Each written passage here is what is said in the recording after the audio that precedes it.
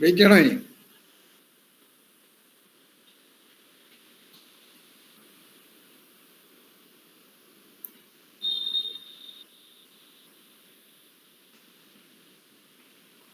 എല്ലാവർക്കും നമസ്കാരം. ഒരു പ്രാർത്ഥനയോട് തുടങ്ങാം. നിൽക്കാം.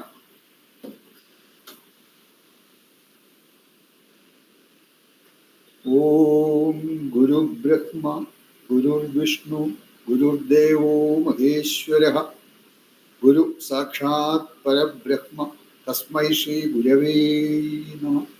ഓം ഭൃഗുർ അത്രി വസിഷ്ഠസ്യ വിശ്വകർമാ മയസ്തദാ നാരദോ നഗ്നജിത്സൈവ വിശാലാക്ഷഃ പുരന്ദരഃ ബ്രഹ്മ കുമാരോ നന്ദിശഃ ശൗനകോ ഗർഗ ഏവ ച വാസുദേവോ അനിരുദ്ധശ്ച തഥാ ശുക്ര ബൃഹസ്പതി അഷ്ടാദശൈത വിഖ്യാത വസ്തുശാസ്ത്രോപദേശ.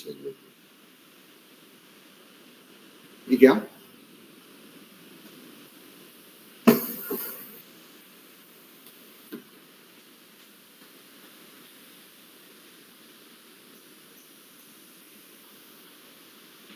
എല്ലാവർക്കും നമസ്കാരം.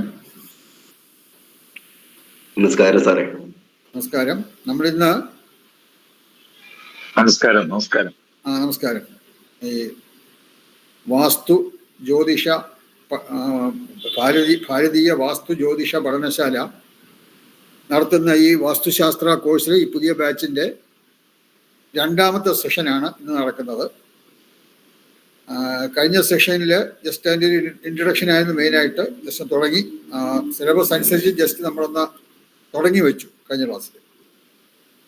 കഴിഞ്ഞ ക്ലാസ്സിൽ ഇല്ലാത്ത ആരെങ്കിലും ഈ ക്ലാസ് വന്നിട്ടുണ്ടോ? ഉണ്ടെങ്കിൽ ഒന്ന് അൺമ്യൂട്ട് ചെയ്ത് പറയുക. കഴിഞ്ഞ ക്ലാസ്സിൽ വന്നിട്ടില്ലാത്ത ആരെങ്കിലും? ഹലോ, കഴിഞ്ഞ ക്ലാസ്സിൽ വന്നവർ? നിങ്ങളെല്ലാവരും കഴിഞ്ഞ ക്ലാസ്സിൽ വന്നവരായിരുന്നു അല്ലേ? കൃഷ്ണമോഹൻ, പരമേശ്വരൻ, ഓക്കെ, ജഗദീഷ്, മാത്യു, രമേഷ് കുമാർ, മണി കെ വി. ഓക്കെ, മണിയാണോ മാണിയാണോ?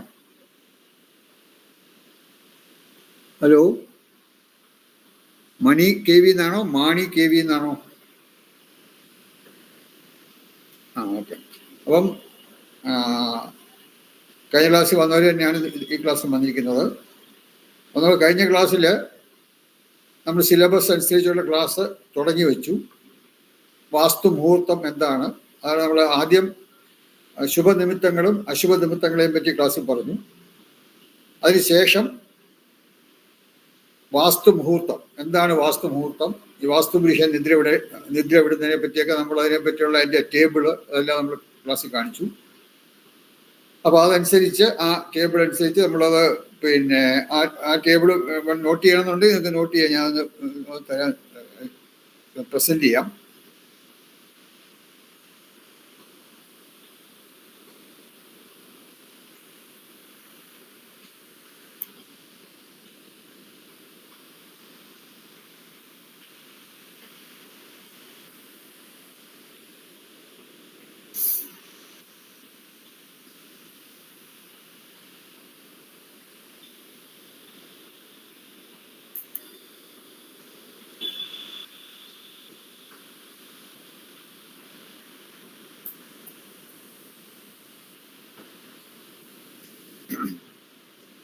നമ്മൾ വാസ്തുമുഹൂർത്ത കഴിഞ്ഞ ക്ലാസ് എടുത്താണ്, അതൊന്നും കൂടെ എടുക്കുന്നില്ല. അതിലും വാസ്തുമുഹൂർത്തത്തെ പറ്റി അറിയാമല്ലോ എല്ലാവരും, കഴിഞ്ഞ ക്ലാസ് വന്നവരായതുകൊണ്ട് ആ വാസ്തുമുഹൂർത്തവും അതിൻ്റെ ഈ കാണിച്ചിരിക്കുന്ന ഈ ബോഡി കാണിച്ചിരുന്ന ടേബിളൊക്കെ എല്ലാവർക്കും കാണാമല്ലോ അല്ലേ?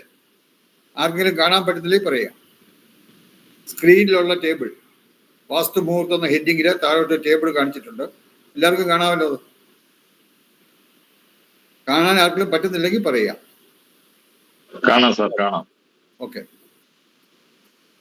അപ്പൊ ഇത് വാസ്തുമുഹൂർത്തം 8 മാസം, അതായത് കോൺ മാസങ്ങൾ അല്ലാതുള്ള മറ്റ് 8 മാസങ്ങൾ, ആ ഡീറ്റെയിൽസ് കഴിഞ്ഞ ക്ലാസ്സിൽ പറഞ്ഞു. ഒന്നും കൂടെ അത് റിപ്പീറ്റ് ചെയ്യുന്നില്ല, കാരണം അത് സിമ്പിളായിട്ടുള്ള കാര്യമാണ്. അപ്പൊ എങ്ങനെയാണ് വാസ്തുമുഹൂർത്തം കാണുന്നത് അത് നമ്മൾ കഴിഞ്ഞ ക്ലാസ്സിൽ മനസ്സിലാക്കിയതാണ്. പിന്നെ അതുപോലെ തന്നെ നമുക്ക് ഈ പിന്നെ അടുത്ത് നമ്മൾ എടുക്കാൻ ഇന്ന് നമ്മൾ തുടങ്ങുന്നത് ശിലാന്യാസം എന്നുള്ളതാണ്. അതായത് ശിലാന്യാസം എന്ന് പറഞ്ഞാൽ നമ്മൾ ആദ്യ ശില, അത് നമ്മൾ കല്ലിടുക എന്നൊക്കെ പറഞ്ഞാൽ, അല്ലെങ്കിൽ ശിലാസ്ഥാപനം എന്നൊക്കെ പറഞ്ഞാൽ ആദ്യ ശില സ്ഥാപിക്കുന്നത്. അപ്പോൾ അതാണ് ശിലാന്യാസം. അപ്പോൾ ഇത് ശരിക്കൊരു സ്ക്വയർ ആയിട്ടാണ് വരേണ്ടത്. പക്ഷെ നമ്മളിവിടെ ഒരു ദീർഘചതുരം പോലെ കാണിച്ചിരിക്കുകയാണ്. കാരണം എഴുതാനുള്ള സൗകര്യത്തിന് വേണ്ടി കാണിച്ചിരിക്കുകയാണ്. East, south, west, north. മീനം, മേടം, ഇടവം, മിഥുനം, കർക്കിടകം, ചിങ്ങം, കന്നി, തുലാം, വൃശ്ചികം, ധനു, മകരം, കുംഭം. അങ്ങനെ 12 രാശികൾ. ഈ 12 രാശികളിൽ ശിലാന്യാസം ഏതൊക്കെ രാശിയിൽ ശിലാന്യാസം ചെയ്യാം, അല്ലെങ്കിൽ ശിലാസ്ഥാപനം ചെയ്യുന്നത് നല്ലത് ഏത് സ്ഥലത്ത്, ശിലാസ്ഥാപനം ചെയ്യേണ്ട സ്ഥലം ഏത് ഭാഗത്താണ്, പിന്നെ അതും ഇതിനകത്ത് വരുന്നുണ്ട്. അതിൻ്റെ അപ്പം അതായത് നമുക്ക് ഇതില് നമ്മൾ വാസ്തുപുരുഷന്റെ ഒരു നമ്മൾ കഴിഞ്ഞ ക്ലാസ്സിൽ പറഞ്ഞു, വാസ്തുപുരുഷനെ പറ്റി ഒന്ന് ചുരുക്കി പറഞ്ഞു. അതിനെപ്പറ്റി കൂടുതലായിട്ട് നേരത്തെ അപ്പോഴേ ഞാൻ പറഞ്ഞതാണ്. അതായത് പിന്നെ നമ്മൾ ഒരു ചാപ്റ്ററിൽ ഈ ദേവതകളെ പറ്റി ഒരു ചാപ്റ്റർ ഉണ്ട്. ആ ചാപ്റ്ററിൽ വാസ്തുപുരുഷനെ പറ്റി കൂടുതൽ ഡീറ്റെയിൽ ആയിട്ട് നമ്മൾ പഠിക്കും. ഒരു സ്പിരിച്വൽ ആയിട്ടുള്ള ഒരു കൂടുതലുള്ള ഒരു ചാപ്റ്റർ വരുന്നുണ്ട്. അപ്പോൾ അതിൽ വാസ്തുപുരുഷനെ പറ്റി കൂടുതൽ മനസ്സിലാക്കാം. തൽക്കാലം കഴിഞ്ഞ ക്ലാസ്സിൽ നമ്മൾ വാസ്തുപുരുഷനെ പറ്റി ഒരു ഇൻട്രഡക്ഷൻ നമ്മൾ ക്ലാസ്സിൽ പറഞ്ഞിരുന്നു.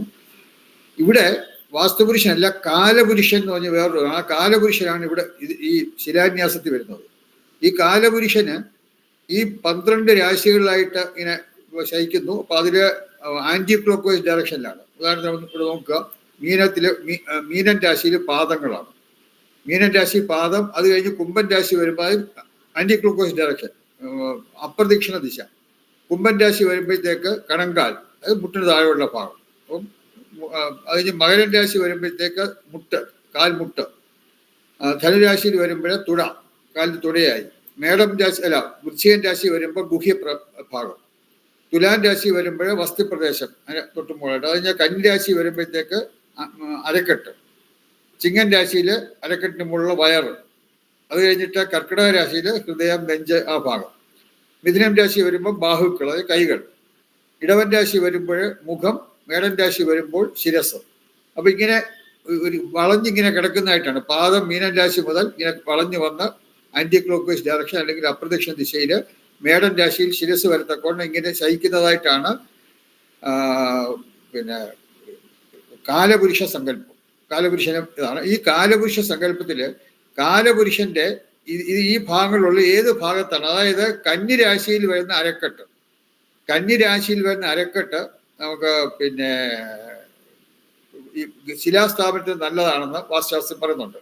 അപ്പൊ അരക്കെട്ട് എന്ന് പറയുമ്പോഴത്തേക്ക് നമുക്ക് സൗത്ത് വെസ്റ്റ് നോക്കാം. ഇവിടെ സൗത്ത് ഇത് വെസ്റ്റ്. അപ്പൊ സൗത്ത് വെസ്റ്റ് കോർണർ. അപ്പൊ കന്നി മൂല അല്ലെങ്കിൽ തെക്ക് പടിഞ്ഞാറേ മൂല എന്ന് പറയുന്ന ആ ഭാഗത്ത് ശിലാസ്ഥാപനം ചെയ്യാൻ നല്ലതാണെന്ന് വാസ്തുശാസ്ത്രം പറയുന്നുണ്ട്. അപ്പം അതിന് വേറെ നോക്കേണ്ട ആവശ്യമില്ല. കന്നിമൂലയിൽ നമുക്ക് സ്ഥാനം നോക്കിയിട്ട് ഇത് പിന്നെ ശിലാസ്ഥാപനം നടത്താൻ പറ്റും.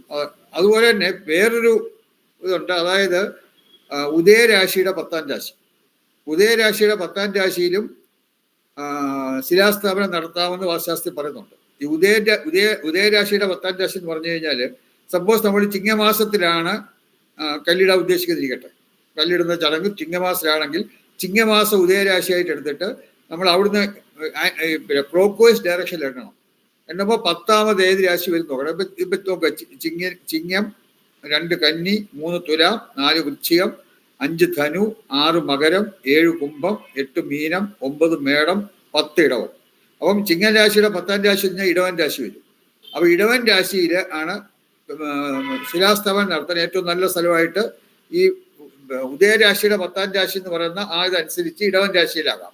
ഇടവൻ രാശി എന്ന് പറഞ്ഞാൽ എങ്ങനെ എടുക്കുന്നു പറഞ്ഞാൽ, നമ്മൾ കിഴക്കുവശത്തെ ആ വീടിന്റെ കിഴക്കുവശത്തെ നീളത്തെ 4ആയിട്ട് ഭാഗിക്കുക.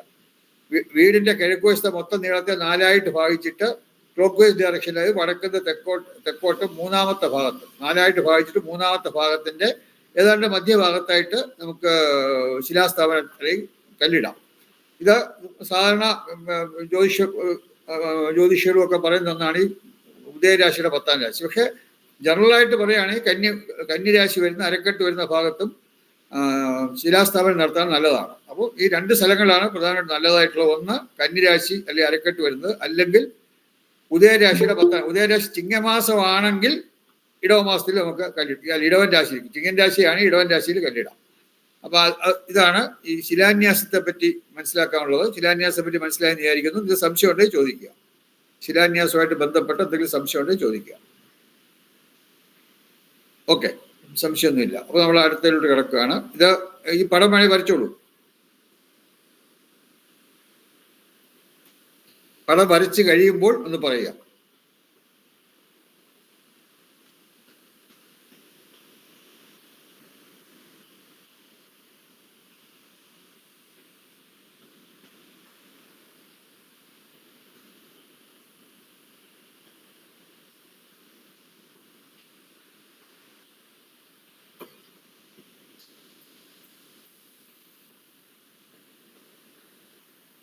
വരച്ച് തീർന്നു കഴിഞ്ഞിട്ട് പറയണം.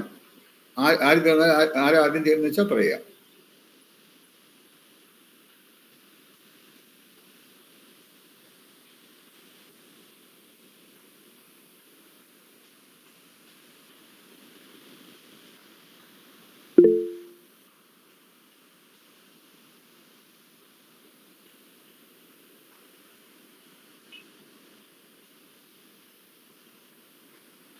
കഴിഞ്ഞു സർ.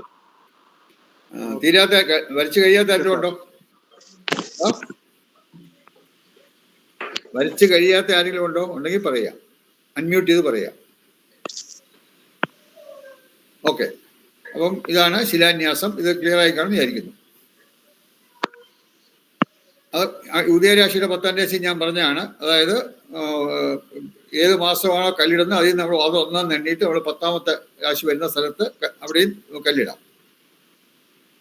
ഇനി കോൺ ശിലകളുടെ നാമങ്ങൾ. നമ്മൾ 4 കോണിലും, അതായത് നമുക്കറിയാം കന്നിമൂല, അതുപോലെ തന്നെ വായുമൂല, ഈശാനുമൂല, അഗ്നിമൂല, ഈ 4മാണ് കോണി 4 കോണുകൾ വരുന്നത്. ഈ കോണിൽ സ്ഥാപിക്കുന്ന ശിലകൾ, ഈ ശിലകൾക്ക് ഒരു പേരുണ്ട്. അതായത് നമ്മൾ പിന്നെ സൗത്ത് വെസ്റ്റ് അല്ലെങ്കിൽ കന്നിമൂലയിൽ, സൗത്ത് വെസ്റ്റ് കന്നിമൂലയാണ്. കന്നിമൂലയിൽ സ്ഥാപിക്കുന്ന ശിലയ്ക്ക് സുമംഗലി എന്നാണ് പറയുന്നത്. കന്നിമൂലയിൽ സ്ഥാപിക്കുന്ന ആദ്യ ശിലയ്ക്ക് സുമംഗലി എന്ന് പറയും. അതുപോലെ തന്നെ നോർത്ത് വെസ്റ്റ് അല്ലെങ്കിൽ വായുമൂലയിൽ സ്ഥാപിക്കുന്ന ആദ്യ ശിലയ്ക്ക് ഭദ്രങ്കരി എന്നാണ് പറയുന്നത്. ഭദ്രങ്കരി. ഈശാനുമൂല, നോർത്ത് ഈസ്റ്റ്, ഈശാനുമൂലയിൽ സ്ഥാപിക്കുന്ന ആദ്യ ശിലയ്ക്ക് ശുക്ല എന്ന് പറയും. അതുപോലെ തന്നെ സൗത്ത് ഈസ്റ്റ് അല്ലെങ്കിൽ അഗ്നിമൂലയിൽ സ്ഥാപിക്കുന്ന ആദ്യ ശിലയ്ക്ക് സുഭഗ എന്ന് പറയും. അപ്പൊ ഈ 4 പേരുകൾ. അപ്പൊ ഇത് നമ്മൾ സാധാരണ കല്ലിടുമ്പോൾ ഈ കന്നിമൂലയിലാണ് കല്ലിടുന്നത് എന്നുണ്ടെങ്കിൽ, ശിലാസ്ഥാപനം ചെയ്യുന്നത് കന്നിമൂലയിലാണെങ്കിൽ ഓം ശ്രീ സുമംഗലിയായ നമഃ എന്ന് പറഞ്ഞുകൊണ്ട് വേണം ആ ശിലാസ്ഥാപനം നടത്താനാണ്. ഓം ശ്രീ സുമംഗലിയായ നമഃ എന്ന് നമ്മൾ മനസ്സിലാവും, അല്ലെങ്കിൽ 3 പ്രാവശ്യം പറഞ്ഞുകൊണ്ട് വേണം നമ്മൾ ഈ ശിലാസ്ഥാപനം നടത്തേണ്ടത്. അതുപോലെ തന്നെ കന്നിമൂലയിൽ നമ്മൾ ശിലാസ്ഥാപനം നടത്തുമ്പോൾ ഗണപതിക്കെല്ലാം വെച്ച് അതിൻ്റെ പൂജയൊക്കെ ചെയ്ത് കല്ലുമൊക്കെ പൂജിച്ച് അങ്ങനെ ശുദ്ധീകരിച്ചിട്ടൊക്കെ വേണം, പഞ്ചശുദ്ധി ചെയ്തിട്ടൊക്കെ വേണം നമ്മൾ പിന്നെ ശിലാസ്ഥാപനം നടത്താൻ. അതേസമയം മറ്റ് 3 മൂലകൾ, അതായത് വായുമൂല, ഈശാനുമൂല, അഗ്നിമൂല, അവിടെ അങ്ങനെയുള്ള ഇതൊന്നും ഇല്ലെങ്കിലും അവിടെ ആദ്യമായിട്ട്, അതായത് ഇപ്പം വായുമൂലയിൽ ആദ്യമായിട്ട് നമ്മൾ കല്ല് വയ്ക്കുന്നു. ആ കല്ല് വയ്ക്കുന്നതിന് മുമ്പ് ആ കല്ല് ജസ്റ്റ് ഒന്ന് വെള്ളം ഒഴിച്ചൊന്ന്, അല്ലെങ്കിൽ 2-3 പ്രാവശ്യം വെള്ളം കുടഞ്ഞ് ഒന്ന് ശുദ്ധീകരിച്ചിട്ട് ഓം ശ്രീ ഭദ്രങ്കരിയായ നമഃ എന്ന് പറഞ്ഞുകൊണ്ട് ആ ശില സ്ഥാപിച്ചാൽ നല്ലതാണ്. അതുപോലെ തന്നെ വടക്ക് കിഴക്ക് നമ്മൾ ശില സ്ഥാപിക്കുമ്പോൾ ആ ശില അല്ലെങ്കിൽ ആ ആദ്യം സ്ഥാപിക്കുന്ന ശില ഒന്ന് വെച്ചിട്ട് വെള്ളം കുടഞ്ഞിട്ട് ഓം ശ്രീ ശുക്ലായ നമ എന്ന് പറഞ്ഞുകൊണ്ട് ആ ശില സ്ഥാപിക്കുക. തെക്ക് കിഴക്ക് അല്ലെങ്കിൽ അഗ്നിമൂലയിൽ നമ്മൾ ആദ്യമായിട്ട് ശില വയ്ക്കുമ്പോൾ അവിടെ അതുപോലെ തന്നെ കല്ലെടുത്ത് ഇച്ചിരി വെള്ളം കുടഞ്ഞിട്ട് ഓം ശ്രീ സുഭഗായ നമ എന്ന് പറഞ്ഞിട്ട് ആ ശില സ്ഥാപിക്കുക. അത് നല്ലതാണ്. പൊതുവെ ആ 4 ശിലകളുടെ പേരുകൾ അറിഞ്ഞിരിക്കുക. 4 കോണുകളിലും വയ്ക്കുന്ന ആദ്യ ശിലകളുടെ പേരുകളാണ് ഈ കാണിച്ചിരിക്കുന്നത്. ക്ലിയർ ആയെന്ന് വിചാരിക്കുന്നു.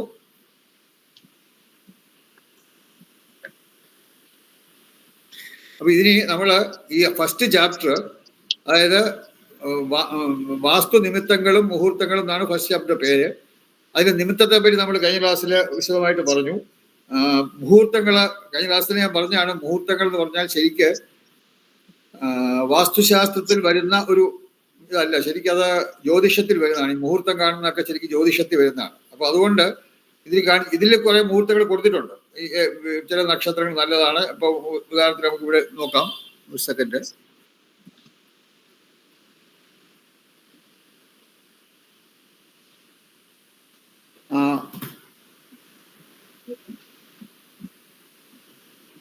ഇപ്പം ഗൃഹനിർമ്മാണത്തിന് സ്വീകാര്യമായ നക്ഷത്രങ്ങൾ എന്ന് പറഞ്ഞിട്ട് രോഹിണി, മകീരം, പൂയം എന്നൊക്കെ പറഞ്ഞ് കുറെ നക്ഷത്രങ്ങളുടെ പേര് കൊടുത്തിട്ടുണ്ട്. അപ്പൊ അതൊക്കെ പുസ്തകത്തിലുള്ളതാണ്. അപ്പൊ അത് പക്ഷെ നമുക്ക് പിന്നെ അതനുസരിച്ച് നമ്മൾ ഒരിക്കലും ഈ ശരിക്കും കുറ്റിയടിക്കാനായാലും ശിലാസ്ഥാപനത്തിനായാലും അതല്ലെങ്കിൽ വീടിന്റെ പാലുകാഴ്ച അല്ലെങ്കിൽ ഗൃഹപ്രവേശനത്തിനായാലും കട്ടിള വയ്പ്പിനും ഒക്കെ ആണെങ്കിൽ ശരി, ഇതിൽ കൊടുത്തിരിക്കുന്ന മുഹൂർത്തം മാത്രം നോക്കി ചെയ്യാൻ പാടില്ല. കാരണം അത് മുഹൂർത്തം നോക്കുക എന്ന് പറയുന്നത് വളരെ സാങ്കേതികമായിട്ടുള്ള ഒരു കാര്യമാണ്. അത് പഠിച്ച ജ്യോതിശാസ്ത്രം മനസ്സിലാക്കി ശരിക്കും ജ്യോതിഷം കൈകാര്യം ചെയ്യുന്നവരെ കൺസൾട്ട് നിങ്ങൾക്ക് അറിയാമെങ്കിലാകാം, ഇല്ലെങ്കിൽ ശരിക്കും ഒരു ജ്യോത്സ്യനെ കൺസൾട്ട് ചെയ്തിട്ട് വേണം മുഹൂർത്തം നിശ്ചയിക്കാൻ.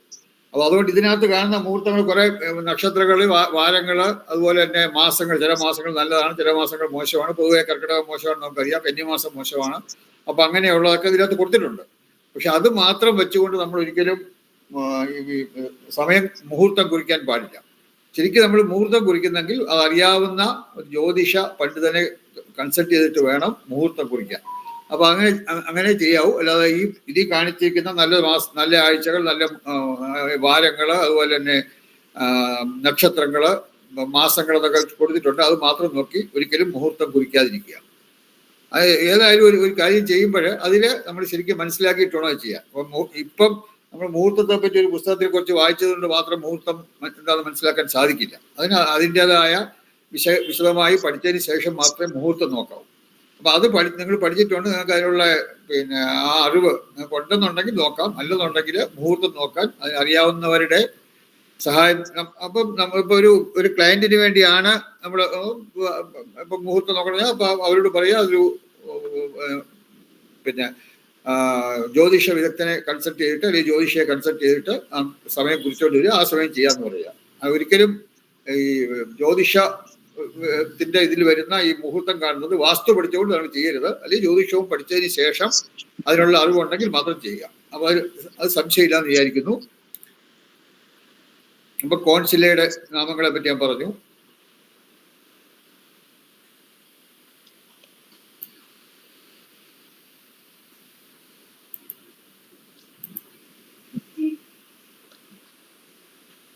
അപ്പം ഈ ചാപ്റ്ററില് മുഹൂർത്തങ്ങളെ പറ്റി നമ്മൾ കൂടുതലായിട്ട് പുസ്തകത്തിൽ കുറച്ച് കിടപ്പുണ്ട്, പക്ഷെ കൂടുതലായിട്ട് പഠിക്കുന്നില്ല. പക്ഷെ ഇത് ശുഭനിമിത്തങ്ങൾ, അശുഭനിമിത്തങ്ങൾ, പിന്നെ ഈ പറഞ്ഞ ശിലാന്യാസം, അതുപോലെ തന്നെ കോൺശിലകളെ പറ്റി ഇതൊക്കെ നമ്മൾ അറിഞ്ഞിരിക്കുക. അപ്പൊ അടുത്ത ചാപ്റ്ററിലേക്ക് നമ്മൾ പോവാണ്.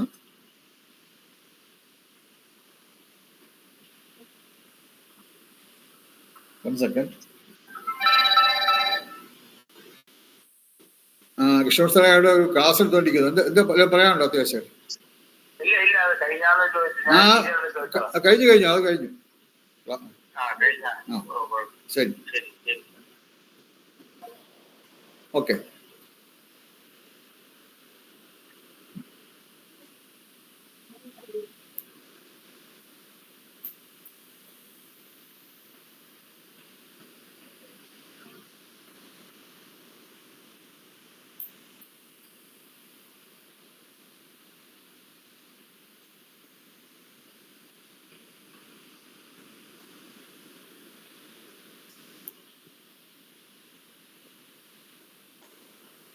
അപ്പൊ അടുത്ത ചാപ്റ്റർ നമ്മുടെ സിലബസ് അനുസരിച്ചുള്ള രണ്ടാമത്തെ ചാപ്റ്ററാണ് വസുധാ ലക്ഷണം.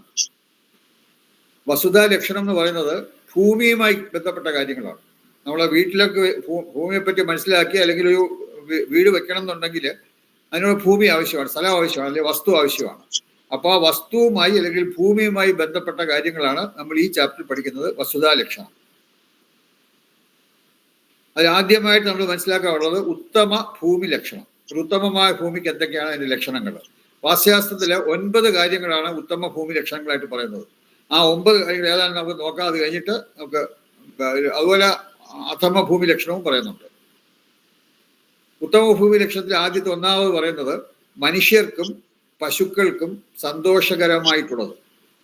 ഈ മനുഷ്യർക്കും പശുക്കൾക്കും സന്തോഷകരമായിട്ടുള്ളതെന്ന് പറയുമ്പോൾ എന്താണ് മനസ്സിലാക്കുന്നത് വെച്ചാൽ, ഇപ്പൊ ഒരു സ്ഥലം കാണുന്നു, ഒരു ആൾ ഒരു വീട് വെക്കാൻ ഉദ്ദേശിക്കുന്നു. അപ്പൊ അങ്ങനെ ചില സ്ഥലങ്ങൾ കാണുമ്പോൾ അത് അവർക്ക് ഇഷ്ടപ്പെടും. ആ വീട് വെക്കാൻ ഉദ്ദേശിക്കുന്ന വ്യക്തിക്ക് ആ സ്ഥലം ഇത് കൊള്ളാം, ഇത് നല്ലതാണ്, എനിക്ക് ഇഷ്ടപ്പെട്ടു എന്നാൽ അവർക്ക് മനസ്സുകൊണ്ട് അവർക്ക് ഇഷ്ടപ്പെടും. അപ്പൊ അങ്ങനെ ആ സ്ഥലം ആരാണോ വീട് വെക്കാൻ ഉദ്ദേശിക്കുന്നത് അവർക്ക് ആ സ്ഥലം, ചില സ്ഥലങ്ങൾ കാണുമ്പോൾ ഇത് വേണ്ട, ഇത് മോശം, ഇത് കൊള്ളില്ല എന്നുള്ളൊരു ഫീലിംഗ്, ആ ഒരു തോന്നൽ അവരുടെ ഉള്ളിൽ വരും. അപ്പൊ അങ്ങനെ ആരാണോ ആ വീട് വെക്കാൻ ഉദ്ദേശിക്കുന്ന ആരാണോ അവർക്ക് വീട് വെക്കാൻ കൊള്ളാം, അല്ലെങ്കിൽ ഇത് കൊള്ളാം, എനിക്ക് ഇഷ്ടപ്പെട്ടു, അവർക്ക് ഇഷ്ടപ്പെടുന്ന സ്ഥലമായിരിക്കണം വീട് വെക്കേണ്ടതാണ്. അതാണ് മനുഷ്യർക്ക് സന്തോഷകരമായിട്ടുള്ളത്. പശുക്കൾക്ക് സന്തോഷകരമായിട്ടെന്ന് പറഞ്ഞാൽ ആ സ്ഥലത്ത് ചുറ്റും കോമ്പൗണ്ട് വാളും ഒക്കെ ഉള്ള സ്ഥലമാണെങ്കിൽ നമ്മൾ ആ സ്ഥലത്തിനകത്തൊരു പശുവിനെ അഴിച്ചു വിടണം. പശുവിനെ അഴിച്ചു വിടുന്ന പശു അവിടെയൊക്കെ നടന്ന് പുല്ലോ അതൊക്കെ തിന്നിട്ട് കുറെ കഴിയുമ്പോൾ എവിടെയെങ്കിലും കിടന്ന് വിശ്രമിക്കും, അയവിറക്കാൻ വേണ്ടി അത് കിടന്ന് അയവിറക്കും. അപ്പൊ അങ്ങനെ കിടക്കുന്ന സ്ഥലം ഈ പശുക്കൾക്ക് അത് ഫീൽ ചെയ്യാം, പശുക്കൾക്ക് അത് ഉത്തമമായ സ്ഥലത്തായിരിക്കും അത് പോയി കിടക്കുന്നത്. ആ പശുക്കൾക്ക് സന്തോഷകരമായിട്ടുള്ള സ്ഥലത്തായിരിക്കും ആ പശു പോയി കിടക്കുന്നത്. അപ്പൊ അങ്ങനെയുള്ള സ്ഥലങ്ങൾ വീട് വയ്ക്കാൻ നല്ലതാണെന്നാണ്. അതാണ് മനുഷ്യർക്കും പശുക്കൾക്കും സന്തോഷകരമായിട്ടുള്ള സ്ഥലമാണ് ഉത്തമഭൂമി. അതുപോലെ ഉപയോഗയോഗ്യമായ ഫലങ്ങളും പുഷ്പങ്ങളും പാലുമുള്ള വൃക്ഷങ്ങൾ ധാരാളം വൃക്ഷങ്ങൾ ഉണ്ടായിരിക്കണം. അതിലൊക്കെ ഉപയോഗയോഗ്യമായ ഫലങ്ങളും പുഷ്പങ്ങളും പാലും ഒക്കെ ഉള്ള വൃക്ഷങ്ങൾ ധാരാളമുള്ള സ്ഥലം ഉത്തമഭൂമിയാണ്. അത് രണ്ടാമത്തത്, ഉത്തമഭൂമി ലക്ഷണത്തിൽ രണ്ടാമത്താണ് ഉപയോഗയോഗ്യമായ ഫലങ്ങളും പുഷ്പങ്ങളും പാലുമുള്ള വൃക്ഷങ്ങൾ ധാരാളമുള്ളത്. അത് എഴുതിയെടുക്കണമെങ്കിൽ എഴുതിയെടുക്കാം. നിരപ്പുള്ളത് മൂന്നാമത്തത്, മാർദ്ദവമുള്ളത് നാലാമത്തത്.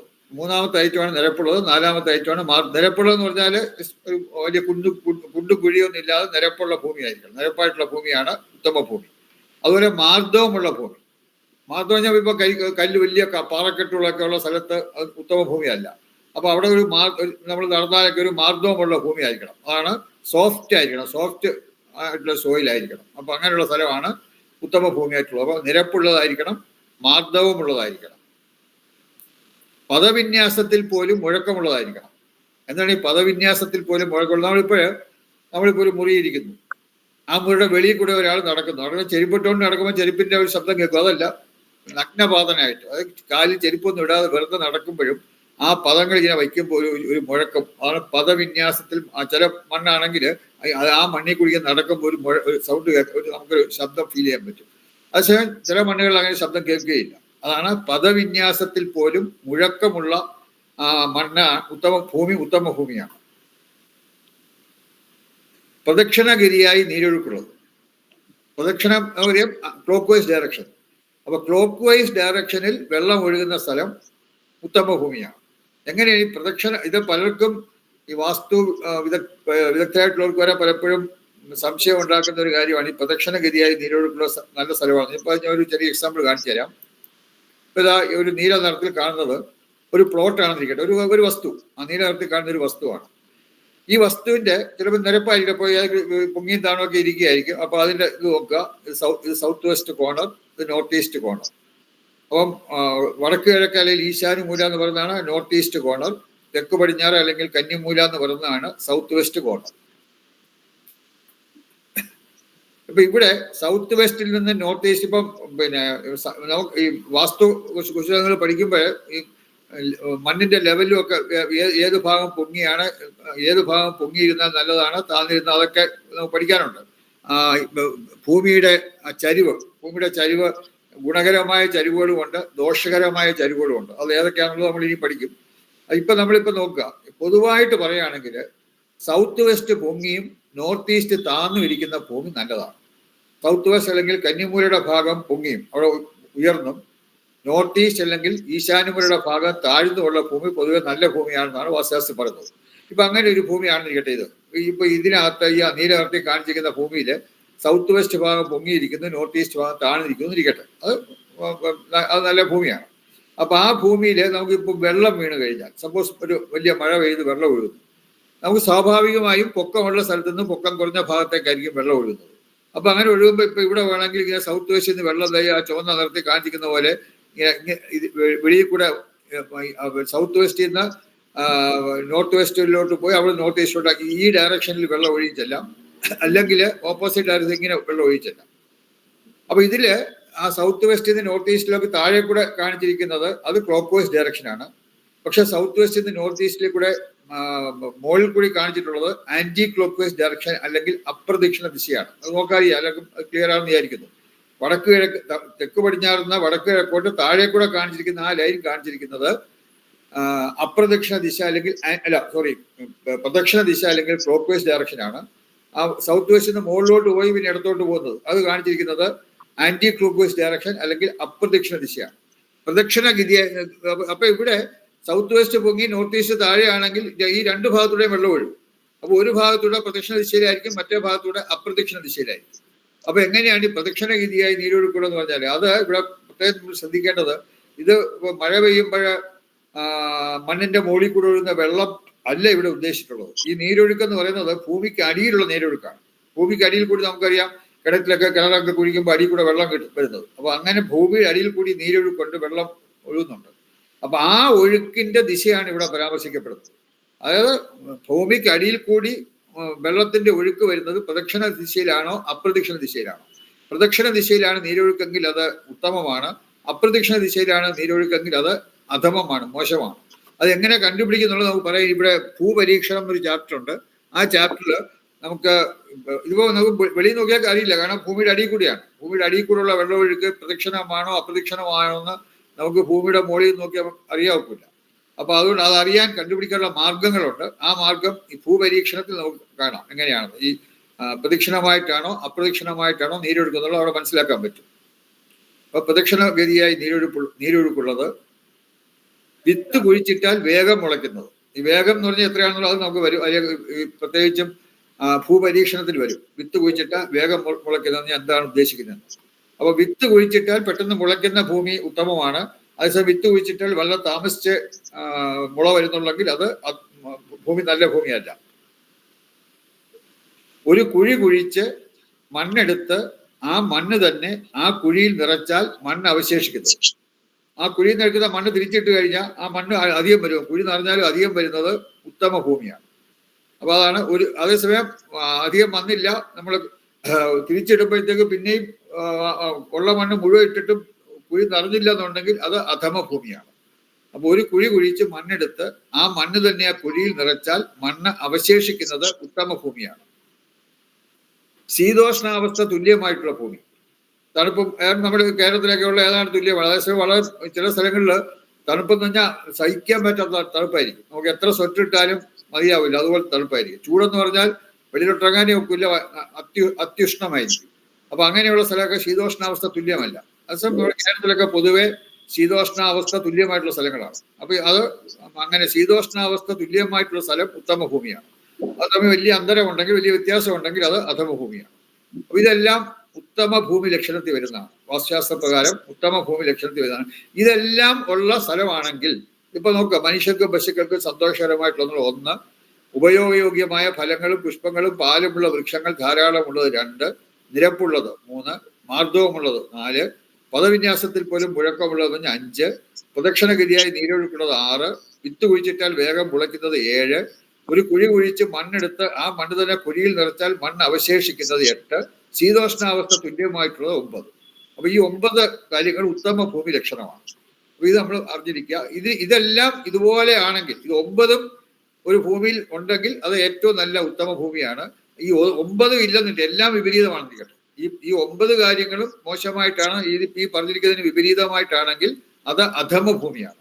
ഇനി രണ്ടുകൂടെ ചില കാര്യങ്ങൾ ഓക്കെയാണ്, ചില കാര്യങ്ങൾ ഇതനുസരിച്ചല്ല എന്നുണ്ടെങ്കിൽ അത് മധ്യമമാണ്. അപ്പൊ അങ്ങനെയാണ് ആ ഭൂമിയെ നമ്മൾ ഉത്തമം, മധ്യമം, അധമം നമ്മൾ നിശ്ചയിക്കുന്നത്. ഇത് ക്ലിയർ ആയെന്ന് വിചാരിക്കുന്നു. സംശയം ഉണ്ടെങ്കിൽ ചോദിക്കുക. ഓക്കെ. അപ്പം ഇതിന് വിപരീതമായിട്ടുള്ള എല്ലാം ഓപ്പോസിറ്റ് ആയിട്ടുള്ള, നമ്മൾ ഈ പറഞ്ഞ 9 കാര്യങ്ങളും ഉത്തമമായിട്ടുള്ള കാര്യങ്ങളും പറഞ്ഞു. ഏതെല്ലാം വിപരീതമായിട്ടുള്ളതാണെങ്കിൽ അത് അധമമാണ്. ഇടകലർന്ന് വരുന്നത് ചില കാര്യങ്ങളുണ്ട്, ചില കാര്യങ്ങളില്ല. അങ്ങനെ ഉത്തമവും അധമവും ഇടകലർന്ന് വരുന്നത് മധ്യമമാണ്. നോട്ട് ചെയ്യേണ്ടത് നോട്ട് ചെയ്തുകൊണ്ട് പോവാം. ഇനി അധമ ഭൂമി ലക്ഷണം. അധമ ഭൂമി ലക്ഷണമായിട്ട് പറഞ്ഞാൽ കൂടുതൽ ചില ഷേപ്പുകൾ, ചില ആകൃതികളൊക്കെയാണ്. അതിൽ നോക്കാം. വൃത്തത്തിന്റെ ആകൃതി, സർക്കിൾ, ഈ ആകൃതി, ഇത് അധമ ഭൂമിയാണ്. അതായത് ഒരു വസ്തു ഈ ആകൃതിയിലുള്ള ഒരു വസ്തുവിൽ നമ്മൾ ആ ഷേപ്പ് മാറ്റാതെ അവിടെ വീട് വെച്ച് താമസിച്ചാൽ അത് വളരെയധികം ദോഷഫലങ്ങൾ ഉണ്ടാക്കും. വൃത്താകൃതിയിലുള്ള ഭൂമി നല്ലതല്ല. അർത്ഥവൃത്തം, ഹാഫ് സർക്കിൾ, ഇത് നല്ലതല്ല. അതെല്ലാം അധഭൂമിയിൽ വരുന്നതാണ്. അർത്ഥവൃത്തവും നല്ലതല്ല.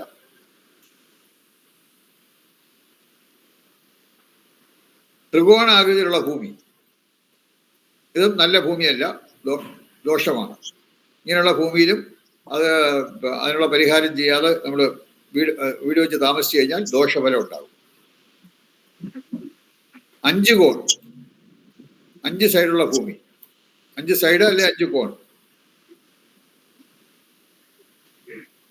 ഇത് 5 സൈഡുള്ള ഒരു ഭൂമിയാണ്, അല്ലെ അതിന്റെ കോണുകൾ നോക്കിയാലും 5 കോണുള്ള ഭൂമി, 5 ആംഗിൾസ് ഉള്ള ഭൂമിയാണ്. അപ്പൊ അങ്ങനെയുള്ള ഭൂമിയും ദോഷമാണ്, നല്ലതല്ല.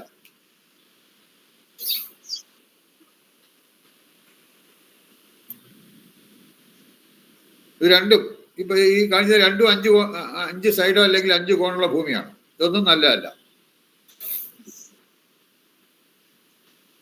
ശൂലാകൃതിയുള്ള ഭൂമി, ശൂലം എന്നൊക്കെ പറഞ്ഞാൽ കറക്റ്റ് ശൂലത്തിന്റെ ആകൃതി ആയിരിക്കില്ല, ഏതാണ്ട് ഒരു ഉദ്ദേശം ശൂലത്തിന്റെ ഒരു ആകൃതി.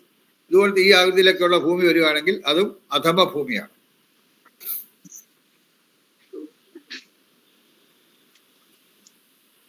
വരച്ച് കഴിഞ്ഞിട്ട് പറയാ.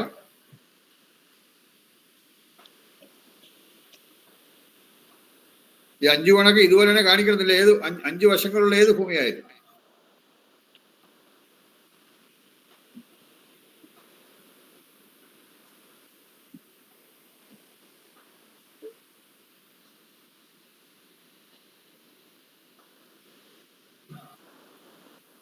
വരച്ചു കഴിഞ്ഞോ? എഴുതി കഴിഞ്ഞോ?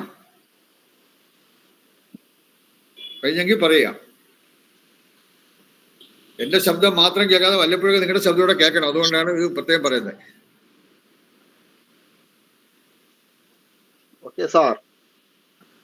കഴിഞ്ഞു? കഴിയാത്ത ആരെങ്കിലും ഉണ്ടോ?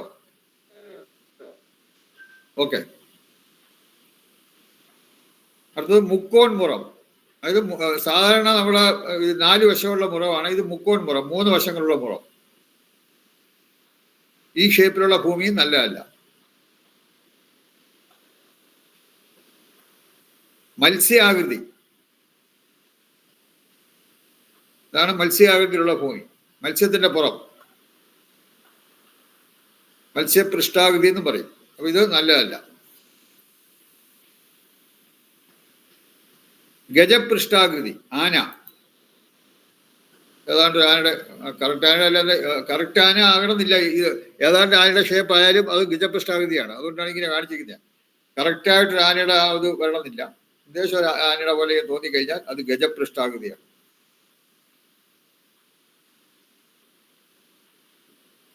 കൂർമാകൃതി, ആമ, രണ്ടും കണ്ട് ഏതാണ്ട് ഒരുപോലെ ഇരിക്കും, പക്ഷെ തലയുടെ ഭാഗം കുറച്ച് ചെറുതായിരിക്കും ആമയ്ക്ക്.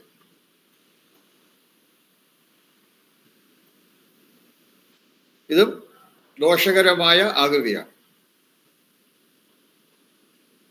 പശുമുഖാകൃതി,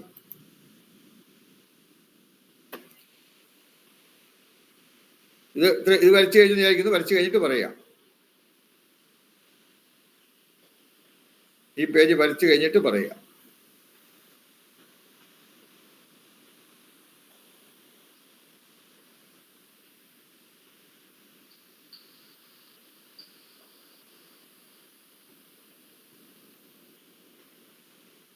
അൺമ്യൂട്ട് ചെയ്ത് പറഞ്ഞിട്ട് തിരിച്ചുകൊണ്ടേ മ്യൂട്ട് ചെയ്തോണം, കാരണം അല്ലെങ്കിൽ ആ ശബ്ദങ്ങൾ വരും.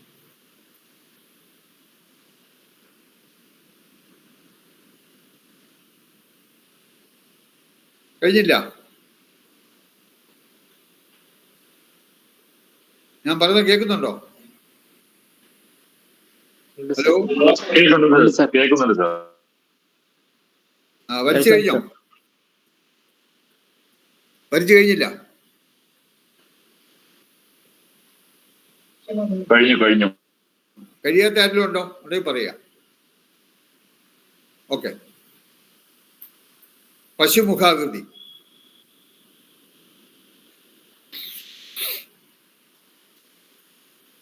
എക്സാക്ട് ഈ ആകൃതി ആണെന്നില്ല, കണ്ടാൽ ഇത് ഒരു പശുവിന്റെ മുഖം പോലെ തോന്നുന്ന ആകൃതി ഒന്നും നല്ലതല്ല. 6 കോണുള്ള ഭൂമി,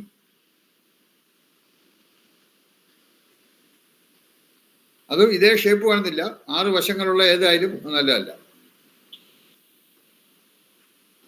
കോൺ തിരിഞ്ഞ ഭൂമി,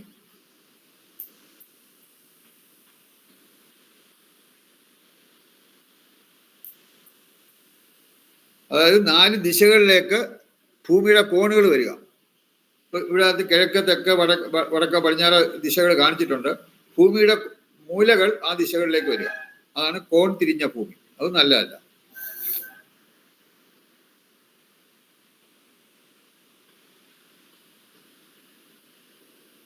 ഇത് കഴിഞ്ഞവർ പറയണം. കഴിഞ്ഞു സാർ. കഴിയാത്ത ആരെങ്കിലും ഉണ്ടോ? ഓക്കെ, ഇവിടെ നോക്കുക, വലത്ത് വശത്ത് നോക്കുക, ഒരു സ്ക്വയറിന്റെ ഷേപ്പ് കാണാം. ഈസ്റ്റ്, സൗത്ത്, വെസ്റ്റ്, നോർത്ത്, 4 ദിശകൾ. ഇത് കാണിച്ചിരിക്കുന്നത് കോൺ തിരിയാത്ത ഭൂമി എങ്ങനെയാണെന്നുള്ളത് കാണിച്ചിരിക്കുകയാണ്. ഇതാണ് ശരിക്കുള്ള, ഇതിങ്ങനെയാണ് വേണ്ടത്. ഓരോ ദിശകളും ഈ കിഴക്കെന്ന് പറഞ്ഞാൽ ഒരു വശമായിരിക്കണം. ഇവിടെ അതല്ല, ഒരു മൂലയാണ്. ഈ വസ്തുവിന് ആദ്യം അധമ ഭൂമിയിൽ കാണിച്ചിരിക്കുന്നത് ഓരോ മൂലയുമാണ് ദിശകളിലേക്ക് വരുന്നത്. ശരിക്കും ഇങ്ങനെ ഈ ഷേപ്പിലാണ് വരേണ്ടത്. ഇപ്പം ഇതിനകത്ത് ഓരോ വശങ്ങളുമാണ് ഈസ്റ്റ്, സൗത്ത്, വെസ്റ്റ്, നോർത്ത്. അതാണ്, അങ്ങനെയാണ് വേണ്ടത്. അതേസമയം കോൺ തിരിഞ്ഞ ഭൂമി ദോഷമാണ്. ക്ലിയർ ആണെന്ന് വിചാരിക്കുന്നു. ഓക്കെ,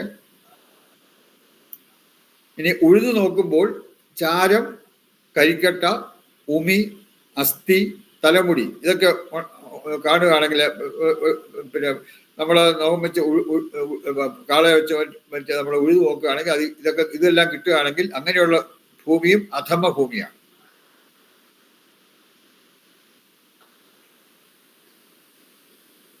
ഇതെന്ന് വിചാരിക്കുന്നു. നടുഭാഗം താണും ഉള്ളിൽ പോടുള്ളതും ദുർഗന്ധത്തോടു കൂടിയതുമായ ഭൂമി. ഇതെല്ലാം നടുഭാഗം താണ ഭൂമി നല്ലതല്ല. ഉള്ളിൽ പോടുള്ള, ഇപ്പം പാമ്പിന്റെ മാളം പോലത്തെ പോടുകളൊക്കെ ഉള്ളത് നല്ലതല്ല. ദുർഗന്ധമുള്ള ഭൂമി നല്ലതല്ല.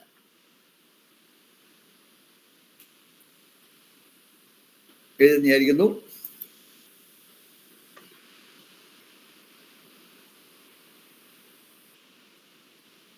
അതുപോലെ നാഗത്താർ കോട്ട.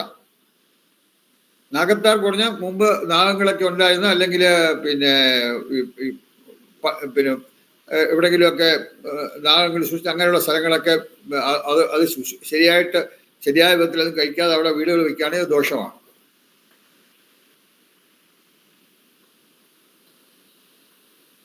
നാൽക്കൂട്ട പെരുവഴി, അത് 4 റോഡുകൾ ഒന്ന് ചേരുന്ന ജംഗ്ഷൻ ആണ് നാൽക്കൂട്ട. അതിന് തൊട്ടടുത്ത് വീട് വയ്ക്കുന്നത് നല്ലതല്ല.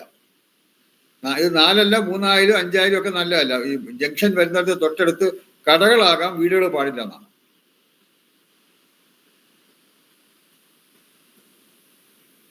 നാൽക്കൂട്ട പെരുവഴി. നദീമുഖം, അതായത് നദിയുടെ തൊട്ട് അടുത്തായിട്ട് വീട് വരുന്നത് നല്ലതല്ല.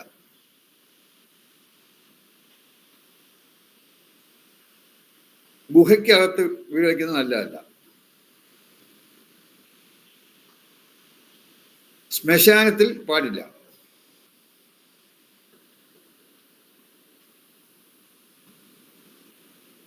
വാൽമീകം, ചിതൽപുറ്റ്, ഒരുപാട് ചിതലിന്റെ പുറ്റ് ഒരുപാടുള്ള സ്ഥലത്തും വീടിന് നല്ലതല്ല. അത് അധമ ഭൂമിയാണ്. ജീർണ വൃക്ഷങ്ങൾ കൂടുതലുണ്ടെങ്കിൽ, ജീർണിച്ച വൃക്ഷങ്ങൾ, അത് നല്ലതല്ല. ജീർണ വൃക്ഷങ്ങൾ കൂടുതലായിട്ട്, അല്ലെങ്കിൽ ജീർണ വൃക്ഷങ്ങളുള്ള സ്ഥലം, ആ വൃക്ഷത്തെ കംപ്ലീറ്റ് മാറ്റി അതിന്റെ വേര് വരെ പിഴുത് കളഞ്ഞിട്ട് അവിടെ വീട് വയ്ക്കാവുന്നതാണ്.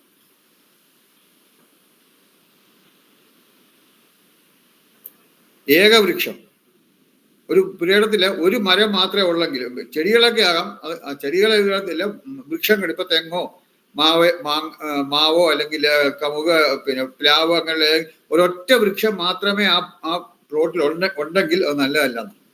ഏകവൃക്ഷമുള്ള ഭൂമി നല്ലതല്ല.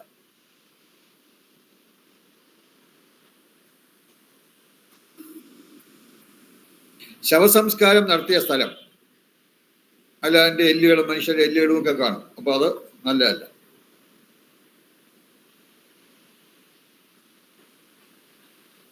പാറക്കൂട്ടം, വലിയ പാറകളൊക്കെ ഉള്ള ഭൂമി നല്ലതല്ല.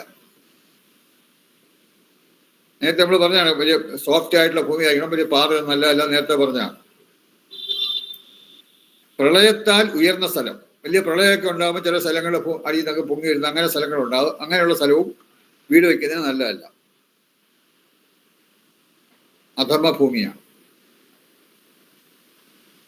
ഇതെന്ന് വിചാരിക്കുന്നു. അങ്കക്കളം, യുദ്ധമൊക്കെ നടന്ന സ്ഥലങ്ങൾ തുടങ്ങിയ ഭൂമികളും ദോഷകരമാണ്. ഇതെല്ലാം അധമ ഭൂമിയിൽ വരുന്നതാണ്. ഇത് കഴിഞ്ഞ് വിചാരിക്കുന്നു. മറ്റു കാണാൻ ആരും കഴിഞ്ഞില്ലെങ്കിൽ പറയുക. ഓക്കെ. അപ്പൊ ആയതിനാൽ ഭൂമി എങ്ങനെയുള്ളതാണെന്ന് മനസ്സിലാക്കി ദോഷങ്ങൾ ഉണ്ടെങ്കിൽ ആവശ്യമായ പരിഹാരങ്ങൾ ചെയ്ത് ഭൂമി വാസയോഗ്യമാക്കണം. അപ്പൊ എന്തെങ്കിലും ദോഷമുണ്ടോ എന്ന് നോക്കിയിട്ട് ദോഷമുണ്ടെങ്കിൽ അതിന് ആ ദോഷം മാറ്റണം. അതിന് ആവശ്യമായ പരിഹാരം ചെയ്ത് ഭൂമിയെ വാസയോഗ്യമാക്കി മാറ്റിയതിന് ശേഷം മാത്രമേ അങ്ങനെയുള്ള സ്ഥലങ്ങളിൽ നമ്മൾ വീട് വയ്ക്കാൻ ആരംഭിക്കാവൂ. അല്ലെങ്കിൽ അതിനുള്ള ദോഷഫലം ഉണ്ടാകും. ക്ലിയർ ആയെന്ന് വിചാരിക്കുന്നു. ഇനി ഭൂമി ദോഷ പരിഹാരം. ഇത് പിന്നെ ഭൂമിജാതകം എന്നുള്ളൊരു പുസ്തകത്തിൽ ഉള്ള ഒരു ഭാഗമാണ്. ഇതിന്റെ കർത്താവ് ആരാണെന്ന് അറിയില്ല. വളരെ വളരെ വർഷങ്ങൾക്ക് മുമ്പേ ഉള്ള ഒരു പുസ്തകമാണ്. മലയാളത്തിലുള്ള പദ്യമാണിത് ഭൂമിജാതകം. അതിന്റെ കർത്താവ് ആരാണെന്ന് അറിയില്ല. അത്ര വളരെ പഴക്കമുള്ളൊരു ഇതാണ്. അതിനകത്ത് ഭൂമിദോഷ പരിഹാരത്തെ പറ്റി പറയുന്നുണ്ട്. അപ്പൊ അതാണ് നമ്മളിപ്പോൾ നോക്കുന്നത്.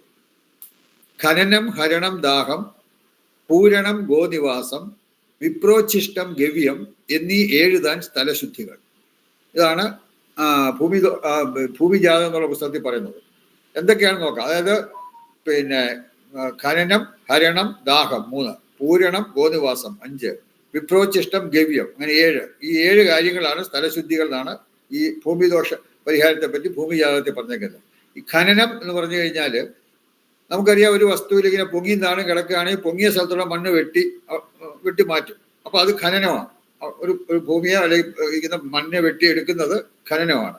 ഹരണം എന്ന് പറഞ്ഞു കഴിഞ്ഞാൽ ഒന്നിനെ നമുക്കറിയാം, ഹരിക്കുമ്പോൾ നമ്മൾ എന്ത് ചെയ്യുന്നത്, കണക്കിലൊക്കെ ഹരിക്കുമ്പോൾ ഒന്നിനെ പലതാക്കുക, അത് ഹരണം. ഇപ്പൊ നമുക്കിവിടെ ഒരു എക്സാമ്പിൾ ഇത് നോക്കുക. ഇപ്പൊ ഒരു വൃത്താകൃതിയുള്ള ഒരു ഭൂമിയാണെന്ന് ഇരിക്കട്ടെ. നമ്മൾ നേരത്തെ പറഞ്ഞാണ് വൃത്താകൃതിയിലുള്ള ഭൂമി ദോഷമാണ്, നല്ലതല്ല. അപ്പൊ ഇത് ഒറ്റ ഭൂമിയാണെങ്കിൽ ഇതിനകത്ത് ഒരു മതില് കെട്ടി ഒരു ഭൂമി ഉണ്ടാകും. ഇത് നോക്കുക. ഇങ്ങനെ 4 മതില് കെട്ടുന്നു. ഇങ്ങനെ 4 മതില് കെട്ടുമ്പോൾ ആ മതിലിനകത്തുള്ള ഭൂമി സർക്കിൾ അല്ല, അതായത് വൃത്താകൃതി അല്ല, അതൊരു സ്ക്വയർ അല്ലെങ്കിൽ റെക്ടാങ്കുലർ ഷേപ്പാണ്. ദീർഘചതുരം അല്ലെങ്കിൽ സമചതുരമായിട്ട് വരും. അപ്പൊ ആ ഭൂമി അപ്പൊ അങ്ങനെ തിരിച്ചതിന് ശേഷം അതിനകത്ത് വീട് വയ്ക്കാം. അപ്പൊ അവിടെ വൃത്താകൃതി ആ വീടിനെ വൃത്താകൃതിയിലുള്ള ദോഷം ബാധിക്കില്ല. കാരണം അവിടെ ആ അകത്തിരിക്കുന്ന വീടിന്റെ ചുറ്റുമുള്ള ആ ഭാഗം വൃത്താകൃതി അല്ല. അപ്പൊ ഇങ്ങനെ നമ്മളൊരു വാള് കെട്ടുകയാണെങ്കിൽ ഒരു 4 വശത്തും ഒരു പിന്നെ കോമ്പൗണ്ട് വാൾ കെട്ടുകയാണെങ്കിൽ മിനിമം ഭൂമിക്കടിയിലോട്ട് ഒരടിയെങ്കിലും താഴ്ച വേണമെന്നാണ്. കാരണം ടോപ്പ് സോയിൽ ആ സ്ക്വയർ പോലെ കാണുന്ന ഭാഗത്തിന്റെ അകത്തുള്ള മണ്ണും വെളിയിലുള്ള മണ്ണുമായിട്ട് ടോപ്പ് സോയിൽ തമ്മിൽ ചേരാൻ പാടില്ല. ടോപ്പ് സോയിൽ ഞാൻ മണ്ണിന്റെ മുകളിൽ ലഭിക്കുന്ന 1 അടി താഴ്ചയിൽ ആ മണ്ണ് തമ്മിൽ ചേരാൻ പാടില്ല. അപ്പൊ അതുകൊണ്ട് ഈ റെക്ടാങ്കിൾ പോലെ കെട്ടുന്ന അത് നമ്മൾ ചുടുകെട്ടയിട്ടോ അല്ലെങ്കിൽ കോൺക്രീറ്റ് ചെയ്തിട്ടോ എന്തുകൊണ്ടും കെട്ടാം.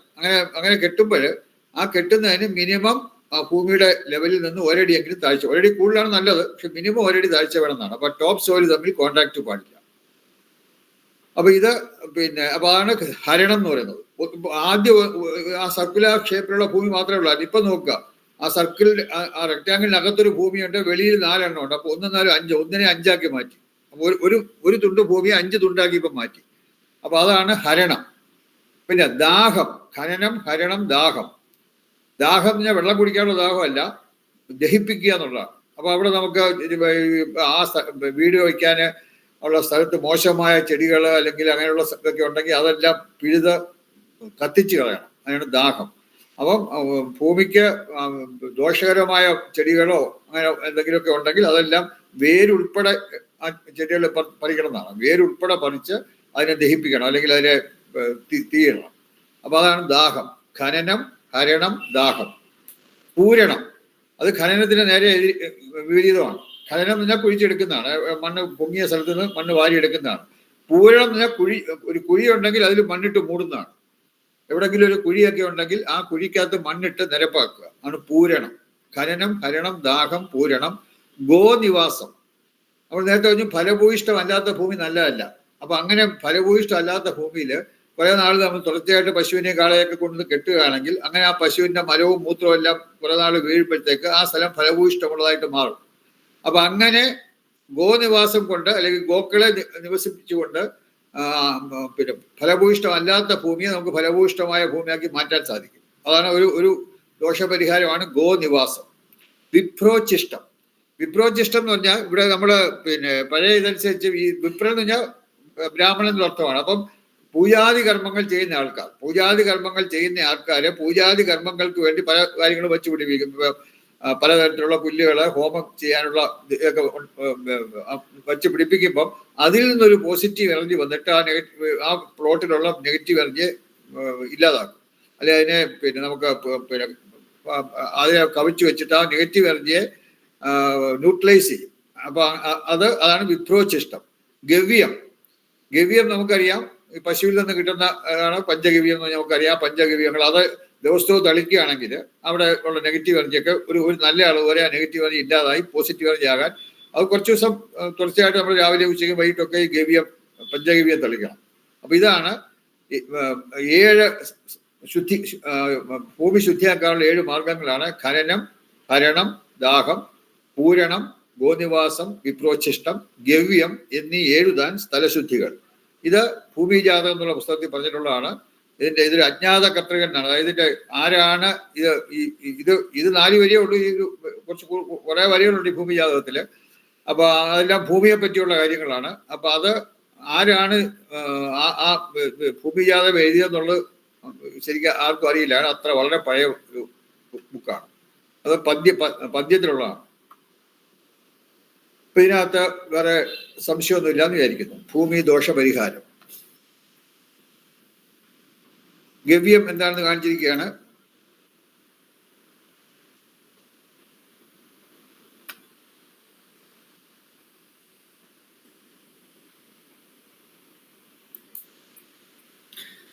ഗവ്യം എന്ന് പറഞ്ഞാൽ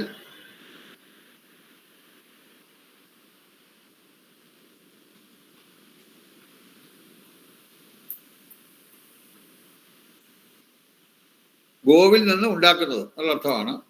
പഞ്ചഗവ്യം പാല്, നെയ്യ്, തൈര്, ഗോമൂത്രം, ചാണകം ഇതഞ്ഞും ചേരുന്നതാണ് പഞ്ചഗവ്യം. ഇത് തളിച്ചിട്ട് നമുക്ക് അശുദ്ധമായ ഭൂമിയെ ശുദ്ധമാക്കാൻ പറ്റും.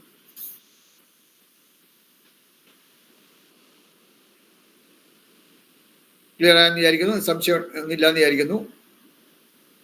ഓക്കെ, അപ്പൊ അടുത്തലോട്ട് പോവാണ്. എല്ലാവരും എഴുതിയെന്ന് വിചാരിക്കുന്നു. ഓക്കെ,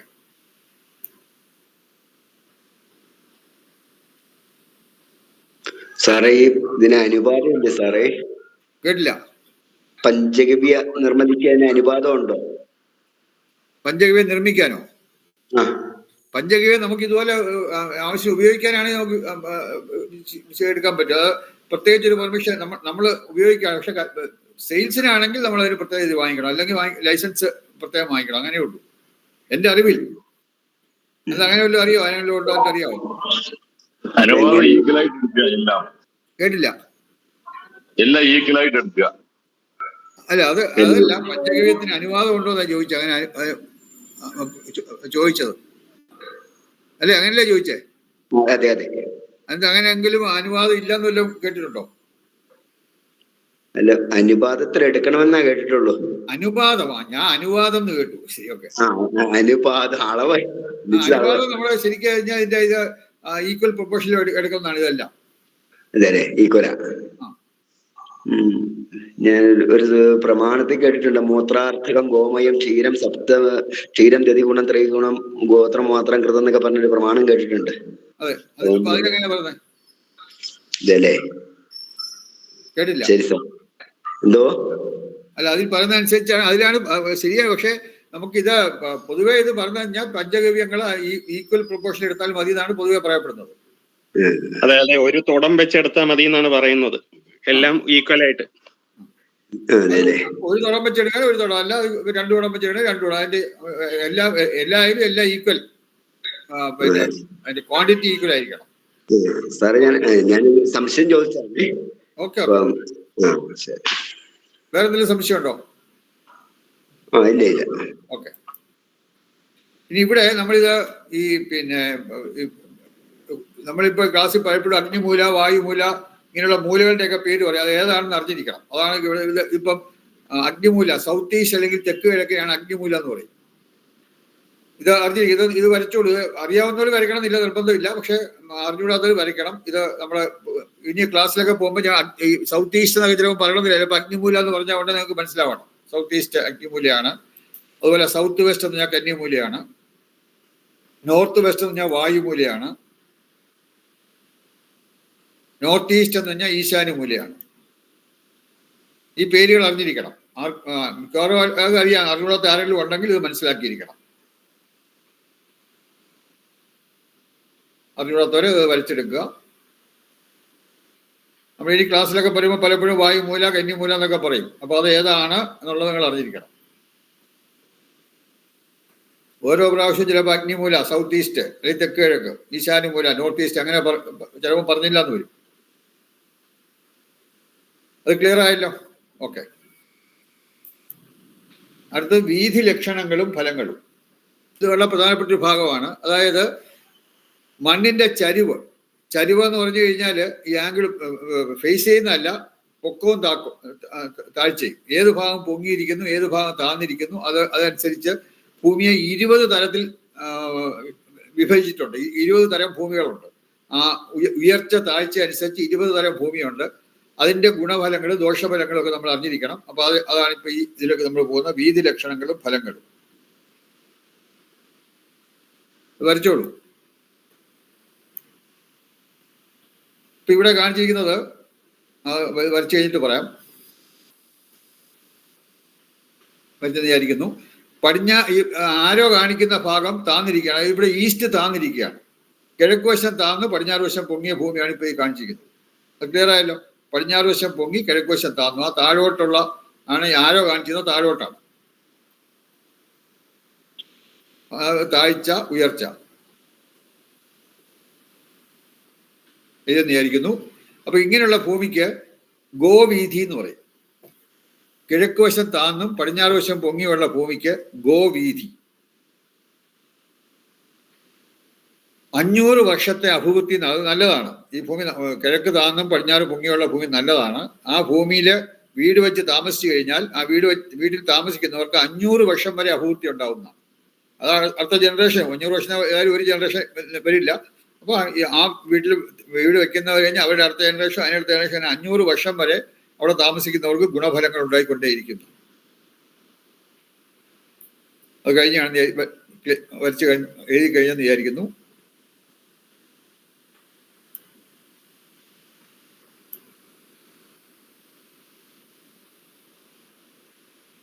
ഇപ്പൊ ഇവിടെ വടക്ക് പടിഞ്ഞാറ് അല്ലെങ്കിൽ വായുമൂലയുടെ ഭാഗം പൊങ്ങിയും തെക്ക് കിഴക്ക് അല്ലെങ്കിൽ അഗ്നിമൂലയുടെ ഭാഗം താന്നും ഇരിക്കുന്ന ഭൂമി. പടത്തിൽ അത് ക്ലിയർ ആവുന്നു. വടക്ക് പടിഞ്ഞാറ് അല്ലെങ്കിൽ വായുമൂലയുടെ ഭാഗം പൊങ്ങിയും സൗത്ത് ഈസ്റ്റ് തെക്ക് കിഴക്ക് അഗ്നിമൂലയുടെ ഭാഗം താന്നുമുള്ള ഭൂമി. ഇങ്ങനെയുള്ള ഭൂമിക്ക് അഗ്നിവീഥി എന്ന് പറയും. ഈ ഭൂമിയുടെ പേര് അഗ്നിവീഥി. ഇവിടെ 12 വർഷത്തെ അഭിവൃദ്ധിക്ക് ശേഷം ധനനാശം എന്നാണ് പറയുന്നത്. ഈ വീട് വെച്ച് താമസിച്ചാൽ ആദ്യത്തെ 12 വർഷം അഭിവൃദ്ധിയായിരിക്കും. അവിടെ ഗുണകരമായ അനുഭവങ്ങൾ ഉണ്ടാവും. പക്ഷെ ഒരു വീട് വയ്ക്കുന്ന 12 വർഷത്തേക്കല്ല, 12 വർഷം കഴിഞ്ഞാൽ ധനനാശം ഉണ്ടാവും. അപ്പൊ അവിടെ നമ്മൾ മനസ്സിലാക്കേണ്ട ഒരു കാര്യം, ഇപ്പം ഒരാളവിടെ വീട് വെച്ചു, വീട് താമസിക്കുന്നു. ആ പാർട്ടി 10 വർഷം അവിടെ താമസിച്ചിരിക്കട്ടെ. 10 വർഷം താമസിച്ചിട്ട് പുള്ളി പോയി. ആ 10 വർഷം പുള്ളിക്ക് അഭിവൃദ്ധി ഉണ്ടാകുന്നത്. പിന്നീട് വരുന്ന പാർട്ടിക്ക് 2 വർഷം കൂടെ അഭിവൃദ്ധി ഉണ്ടാവും. കാരണം വീട് വെച്ച് കഴിഞ്ഞ് 12 വർഷമാണ്. ആ 2 വർഷം അഭിവൃദ്ധി കഴിഞ്ഞാൽ പിന്നീട് അവിടെ ദോഷഫലങ്ങൾ ഉണ്ടാവും. അപ്പൊ വീട് വെച്ച് മുതൽ നമ്മൾ നോക്കിയാൽ ആദ്യത്തെ 12 വർഷം അഭിവൃദ്ധിയും അത് കഴിഞ്ഞ് അത് ആര് താമസിക്കുന്നുള്ളതല്ല, ആരായാലും 12 വർഷം വരെ അപൂർത്തിയും അത് കഴിഞ്ഞ് ധനനാശം ഉണ്ടാകുന്നതാണ്. സാമ്പത്തികമായ പ്രയാസങ്ങൾ ഉണ്ടാകും. അത് ക്ലിയർ ആയെന്ന് വിചാരിക്കുന്നു.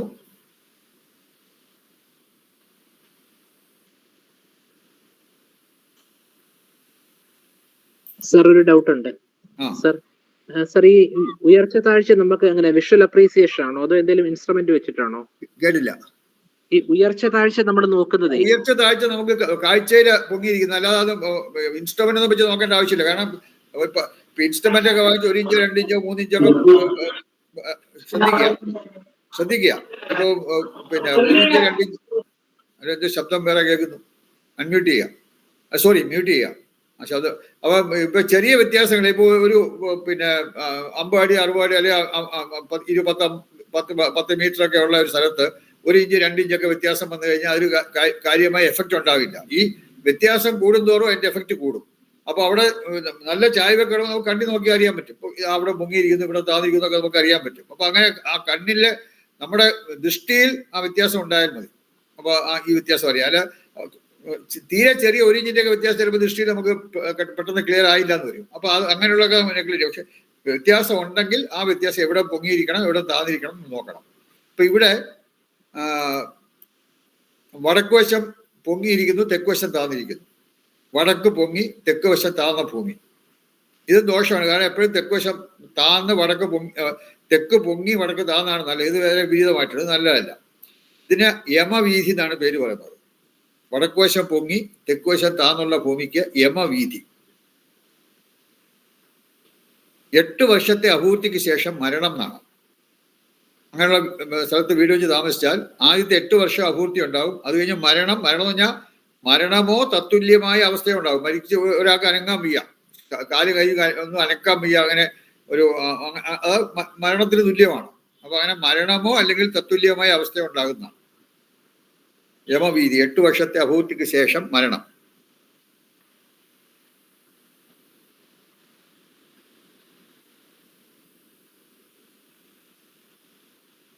അതെല്ലാം നോട്ട് ചെയ്തോളൂ. ഇവിടെ ഇപ്പം നോർത്ത് ഈസ്റ്റ് അല്ലെങ്കിൽ ഈശാന്യമൂല അല്ലെങ്കിൽ വടക്ക് കിഴക്ക് ഭാഗം പൊങ്ങിയും സൗത്ത് വെസ്റ്റ് അല്ലെങ്കിൽ കന്നിമൂല തെക്ക് പടിഞ്ഞാറ് ഭാഗം താന്നുമുള്ള ഭൂമി. ഇത് ഏറ്റവും ദോഷമായിട്ടുള്ളൊരു ഭൂമിയാണ്. ഭൂതവീഥി എന്നാണ് ഇതിന്റെ പേര് പറയുന്നത്. ഭൂതവീഥി. 6 വർഷത്തെ അപൂർത്തിക്ക് ശേഷം അർത്ഥനാശം എന്നാണ്. 6 വർഷം വരെ അപൂർത്തി ഉണ്ടാകും. അതിന് അർത്ഥം എന്ന് പറഞ്ഞു കഴിഞ്ഞാൽ അല്ലെങ്കിൽ ഞാൻ പറയാം, അർത്ഥനാശത്തിൽ വരാം, എന്താണെന്നൊക്കെ ഞാൻ പറഞ്ഞുതരാം.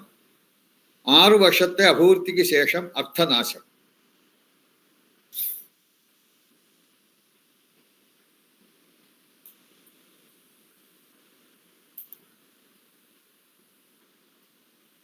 ഇവിടെ കിഴക്ക് വശം പൊങ്ങിയും പടിഞ്ഞാറ് വശം താന്നുമുള്ള ഭൂമി.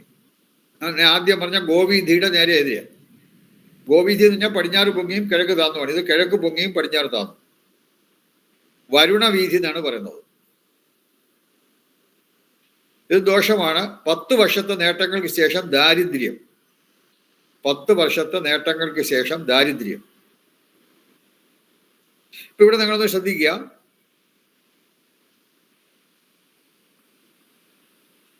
ഇപ്പൊ ഇവിടെ ഈ രണ്ടാമത്തെ അഗ്നിവീഥി നോക്കുക. 12 വർഷത്തെ അപൂർത്തിക്ക് ശേഷം ധനനാശം. അപ്പൊ അവിടെ റിസൾട്ട് വരുന്നത് അഗ്നിവീഥിയിലാണെങ്കിൽ ധനനാശമാണ്. അതുപോലെ ഭൂതവീതിയിലെ അർത്ഥനാശം എന്ന് പറയുന്നുണ്ട്. 6 വർഷത്തെ അപൂർത്തിക്ക് ശേഷം അർത്ഥനാശം. പിന്നെ അഗ്നിവീഥി ധനനാശമായിരുന്നു, ഭൂതവീതിയിൽ അർത്ഥനാശമാണ്. അതുപോലെ ഇവിടെ നോക്കുക.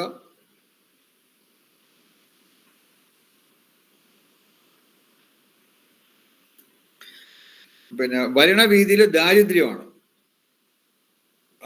പിന്നെ വരുണവീതി പടിഞ്ഞാറ് സ്ഥാപിക്കുന്ന ദാരിദ്ര്യമാണ്. അതുപോലെ അപ്പൊ ഈ തമ്മിൽ എന്താണ് വ്യത്യാസം? നമ്മൾ ആദ്യം നമ്മൾ പറഞ്ഞ ധനനാശം എന്നാണ്. ധനനാശം സാമ്പത്തികമായ നഷ്ടം ഉണ്ടാകുക. ഇപ്പൊ ഒരു ഉദാഹരണം പറയുകയാണെങ്കിൽ, ഇപ്പോൾ ഒരു ലക്ഷപ്രഭു അല്ലെങ്കിൽ ഒരു കോടീശ്വരൻ, വലിയ ഇഷ്ടം പോലെ സ്വത്തുള്ള ഒരാൾക്ക് ഇപ്പൊ കുറച്ച് ലക്ഷം രൂപ നഷ്ടപ്പെട്ടെന്നാൽ അത്ര വലിയായിട്ട് അയാളെ അഫക്റ്റ് ചെയ്യില്ല. കാരണം അയാൾക്ക് അതുപോലെ സ്വത്തുക്കളെ കൊണ്ട് കുറെ നഷ്ടം വന്നു. അങ്ങനെ വരുന്ന നഷ്ടം അതിനകത്ത് വരും. സാമ്പത്തികമായി എന്ത് നഷ്ടം വന്നാലും അത് ആദ്യത്തെ ഇതിനകത്ത് വരും. അതായത് ഈ പിന്നെ അഗ്നിവീഥി വടക്ക് പടിഞ്ഞാറ് പൊങ്ങിയും തെക്ക് കിഴക്ക് താന്നുമുള്ള ഭൂമി 12 വർഷത്തെ അഭിവൃദ്ധി ശേഷം ധനനാശം, സാമ്പത്തികമായി പ്രയാസം ഉണ്ടാകുക ആണ് അവിടെ വെച്ചാൽ. അതിൽ ഇവിടെയാണെങ്കിൽ നോക്കുക, അർത്ഥനാശമാണ്. ഭൂതഭീതിയിൽ 6 വർഷത്തെ അഭിവൃദ്ധിക്ക് ശേഷം അർത്ഥനാശം എന്ന് പറഞ്ഞു കഴിഞ്ഞാൽ ശരിക്കും സമ്പത്ത് മാത്രമല്ല, എല്ലാവിധ സ്ഥാവര ജംഗമ സ്വത്തുക്കളോ അല്ലെ എല്ലാം, ഈവൻ അവരുടെ പ്രിയപ്പെട്ടവരുടെ വിയോഗം, അതൊരു നഷ്ടമാണ് നമുക്ക്. നമ്മളെ ഏറ്റവും നമ്മൾ ഇഷ്ടപ്പെടുന്നവരുടെ ഭാര്യയ്ക്കോ ഭർത്താവിനോ മക്കൾക്കോ അങ്ങനെയുള്ളവരുടെയൊക്കെ എന്തെങ്കിലുമൊക്കെ അതെല്ലാം ഇതിനകത്ത് വരും. എല്ലാ വിധത്തിലുള്ള നഷ്ടങ്ങളും ഇതിനകത്ത് വരുന്നു, ഈ അർത്ഥനാശം എന്നുള്ളതിനകത്ത് വരും.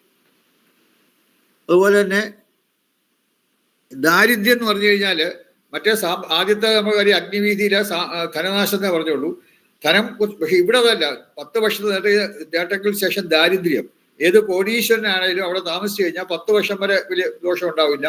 അത് കഴിഞ്ഞ് ദരിദ്രനാവുന്നു. ദരിദ്രം എന്ന് പറഞ്ഞാൽ ദൈനംദിന ജീവിതത്തിന് പോലും സാമ്പത്തികമായി ഇല്ലാതാവും, ദരിദ്രനായി മാറും. അങ്ങേയറ്റം ബുദ്ധിമുട്ട്, സാമ്പത്തികമായിട്ട് അങ്ങേയറ്റം ബുദ്ധിമുട്ടുന്നതാണ് ദാരിദ്ര്യം. അപ്പൊ ദരിദ്രനായിട്ട് മാറുന്നതാണത്. അപ്പൊ ഇതാണ് വ്യത്യാസം. ധനനാശവും അർത്ഥനാശം, ദാരിദ്ര്യം തമ്മിലുള്ള വ്യത്യാസം നമ്മൾ മനസ്സിലാക്കിയിരിക്കുക. അപ്പൊ നാഗഭീതി ഇത് തെക്ക് കിഴക്കല്ലേ അഗ്നിമൂല പൊങ്ങിയും വടക്ക് പടിഞ്ഞാറ് അല്ലെങ്കിൽ വായുമൂല താന്നുള്ള ഭൂമി. നാഗഭീതി എന്ന് പറയും. 100 വർഷം അഭിവൃദ്ധി ഉണ്ടാവും, അത് നല്ലതാണ്, 100 വർഷം അഭിവൃദ്ധി. പക്ഷെ അതിന്റെ കൂടെ വേറെ വേണം പുത്രഹാനി. പുത്രന്മാര് ദോഷമാണ്. ഒന്നുകിൽ പുത്രന്മാർ ജനിക്കാതിരിക്കുകയോ അതല്ലെങ്കിൽ പുത്രന്മാർ ഉള്ളതാണെങ്കിൽ അവർക്ക് എന്തെങ്കിലും കാര്യമായ ദോഷങ്ങൾ ഉണ്ടാവുകയോ എന്തെങ്കിലും പ്രയാസങ്ങൾ ഉണ്ടാവുകയോ ചെയ്യുന്നതാണ്. പുത്രിമാർക്ക് പ്രശ്നമില്ല, പുത്രന്മാർക്ക് ദോഷം ഉണ്ടാവും. അപ്പൊ എത്രയൊക്കെ അഭിവൃദ്ധി ഉണ്ടായാലും 100 എത്രയെങ്കിലും പുത്രഹാനി എന്ന് പറഞ്ഞാൽ നല്ലതല്ല. അപ്പൊ അതുകൊണ്ട് ഇതും മോശമാണ്. പുത്രഹാനി എന്ന് പറയുന്നതുകൊണ്ട് നല്ലതല്ല. ഈ ഭൂമി നാഗവീതിയും നല്ലതല്ല. തെക്ക് കിഴക്ക് പൊങ്ങിയും വടക്ക് പടിഞ്ഞാറ് താന്നുമുള്ള ഭൂമി. അഗ്നിമൂല പൊങ്ങിയും വായുമൂല താന്നുമുള്ള ഭൂമി. ഇതെല്ലാം എഴുതി കാണുന്നതായിരിക്കുന്നു. മാറ്റാമല്ലോ. അതിന്റെ മാറ്റം എഴുതി കഴിഞ്ഞില്ലെങ്കിൽ പറയാം. ഓക്കെ.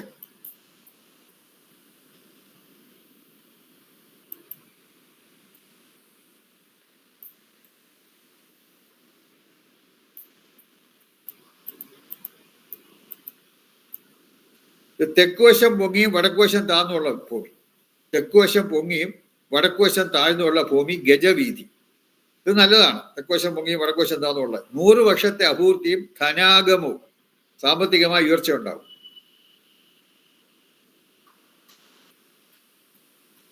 പരിചയമാണെന്ന് വിചാരിക്കുന്നു. അടുത്തത്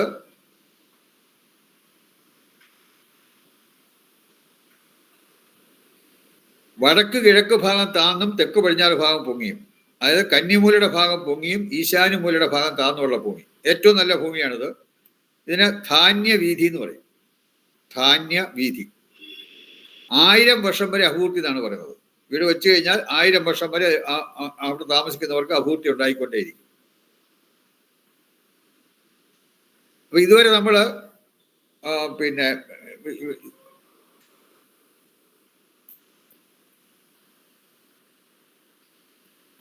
8 വിധത്തിലുള്ള പഠിച്ചു, മനസ്സിലാക്കി. അതായത് സെക്കൻഡ്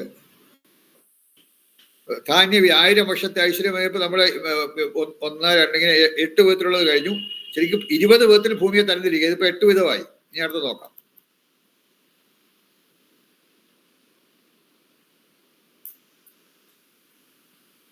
ഇവിടെ ആ ഭൂമിയുടെ ചരിവ് നോക്കുക. അതായത് വടക്ക് പടിഞ്ഞാറ് വായുമൂലയുടെയും പടിഞ്ഞാറിന്റെയും മധ്യഭാഗം പൊങ്ങിയും അതുപോലെ തന്നെ അഗ്നിമൂല തെക്ക് കിഴക്ക് മൂലയുടെയും കിഴക്കിന്റെയും മധ്യഭാഗം താന്നും. കറക്റ്റ് ആരോ പോകുന്നത് മൂലയ്ക്കല്ല, കുറച്ചിപ്പോഴും മാറിയാണ്. അതായത് കിഴക്കിന്റെയും അഗ്നിമൂലയുടെയും മധ്യഭാഗത്തോട്ടാണ് പോകുന്നത്. അപ്പോൾ കിഴക്ക് ദിശയുടെയും അഗ്നിമൂലയുടെയും മധ്യഭാഗം താണും വായുമൂല അല്ലെങ്കിൽ വടക്ക് പടിഞ്ഞാറിന്റെയും മധ്യഭാഗം പൊങ്ങിയുള്ള ഭൂമി. അത് ക്ലിയർ ആയെന്ന് വിചാരിക്കുന്നു. അപ്പൊ അങ്ങനെയുള്ള ഭൂമിക്ക് അബദ്ധം എന്ന് പറയും. അബദ്ധം പരസ്പര ശത്രുതയും കലഹവുമാണ്. ഇങ്ങനെയുള്ള ഭൂമിയിൽ താമസിച്ചു കഴിഞ്ഞാൽ പരസ്പരം ശത്രുതയും കലഹവും അത് നല്ലതല്ല.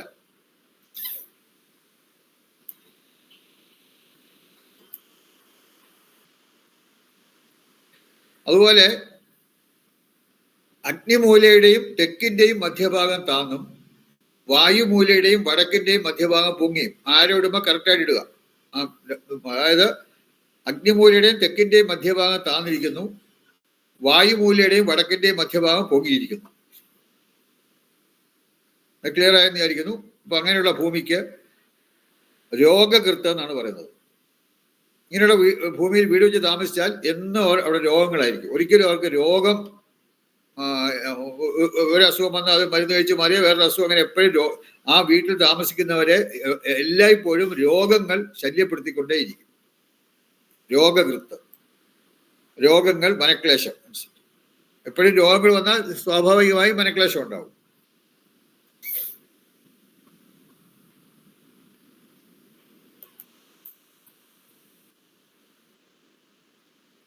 ഇത് തെക്കിന്റെയും തെക്ക് പടിഞ്ഞാറ് അല്ലെങ്കിൽ കന്നിമൂലയുടെയും മധ്യഭാഗം താന്നും വടക്കിന്റെയും വടക്ക് കിഴക്ക് അല്ലെങ്കിൽ ഈശാന്യമൂലയുടെയും മധ്യഭാഗം പൊങ്ങിയുള്ള ഭൂമി.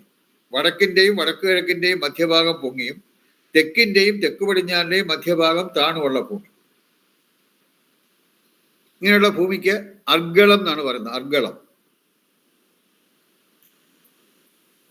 ബ്രഹ്മഹത്യ, സർവനാശം. വളരെ അങ്ങനെ ദോഷമായിട്ടുള്ള ഭൂമിയാണ്. ബ്രഹ്മഹത്യ, സർവനാശം എന്നൊക്കെയാണ് റിസൾട്ട് ആയിട്ട് വരുന്നത്. ഓക്കെ.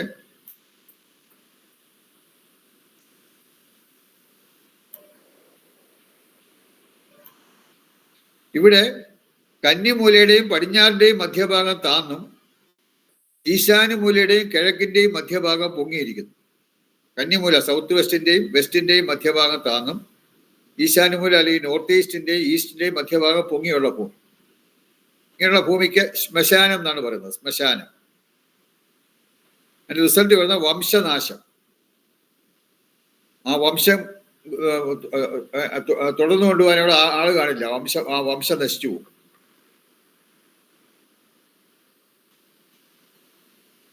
ഓക്കെ, ക്ലിയർ ആയെന്ന് വിചാരിക്കുന്നു. വരച്ചു കഴിഞ്ഞെന്ന് വിചാരിക്കുന്നു.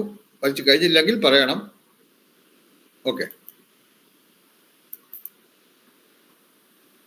ഇവിടെ കിഴക്കിന്റെയും അഗ്നിമൂലയുടെയും മധ്യഭാഗം പൊങ്ങിയും പടിഞ്ഞാറിന്റെയും വായുമൂലയുടെയും വടക്ക് പടിഞ്ഞാറിന്റെയും മധ്യഭാഗം താന്നുമുള്ള ഭൂമി.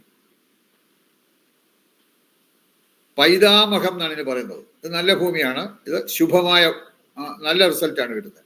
ശുഭകരമായ ഭൂമിയാണ്. ഓക്കെ.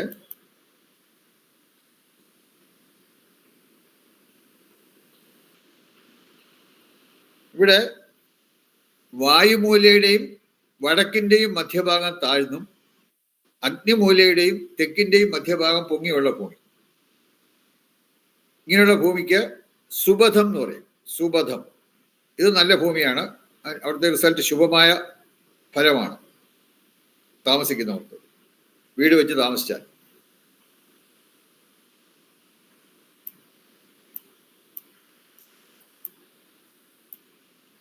ഇവിടെ വടക്കിന്റെയും വടക്ക് കിഴക്കിന്റെ അല്ലെങ്കിൽ ഈശാന്യമൂലയുടെയും മധ്യഭാഗം താന്നും തെക്കിന്റെയും തെക്ക് പടിഞ്ഞാറ് അല്ലെങ്കിൽ കന്നിമൂലയുടെയും മധ്യഭാഗം പൊങ്ങിയുള്ള ഭൂമി. ഇങ്ങനെയുള്ള ഭൂമിക്ക് ദീർഘായുസ് എന്നാണ് പറയുന്നത്. ഇത് നല്ല ഭൂമിയാണ്. ഇത് വളരെ ശ്രേഷ്ഠവും ആണ്. വംശാഭിവൃദ്ധി. അവിടെ താമസിക്കുന്നവർക്ക് വംശത്തിലെ പിന്തുടർച്ചക്കാരൊക്കെ ധാരാളമായിട്ട് ഒരു വംശാഭിവൃദ്ധി ഉണ്ടാകും. അടുത്തത് ഈശാന്യമൂലയുടെയും കിഴക്കിന്റെയും മധ്യഭാഗം താണും കന്നിമൂല സൗത്ത് വെസ്റ്റിന്റെയും പടിഞ്ഞാറിന്റെയും മധ്യഭാഗം പൊങ്ങിയുള്ള ഭൂമി. ഇങ്ങനെയുള്ള ഭൂമിക്ക് പുണ്യകം എന്ന് പറയും. ഇത് നല്ലതാണ്, ശുഭപ്രദം, നല്ല റിസൾട്ടാണ്. ഇപ്പൊ നമ്മൾ 8 16 തരത്തിലുള്ള ഭൂമിയെ പറ്റി മനസ്സിലാക്കി. ആകെ 20 അതിൽ 16 കഴിഞ്ഞു. ഇനി 4 തരത്തിലുള്ള ഭൂമികളുണ്ട്. അതുകൂടെ നമുക്ക് നോക്കാം.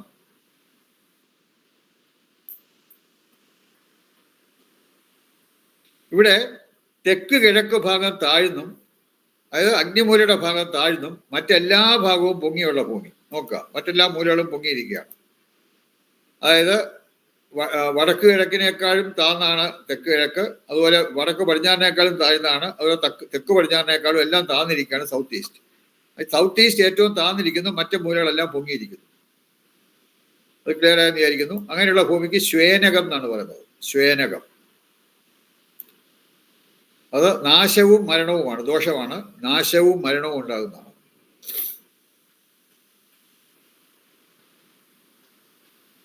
ഓക്കെ, അടുത്തത്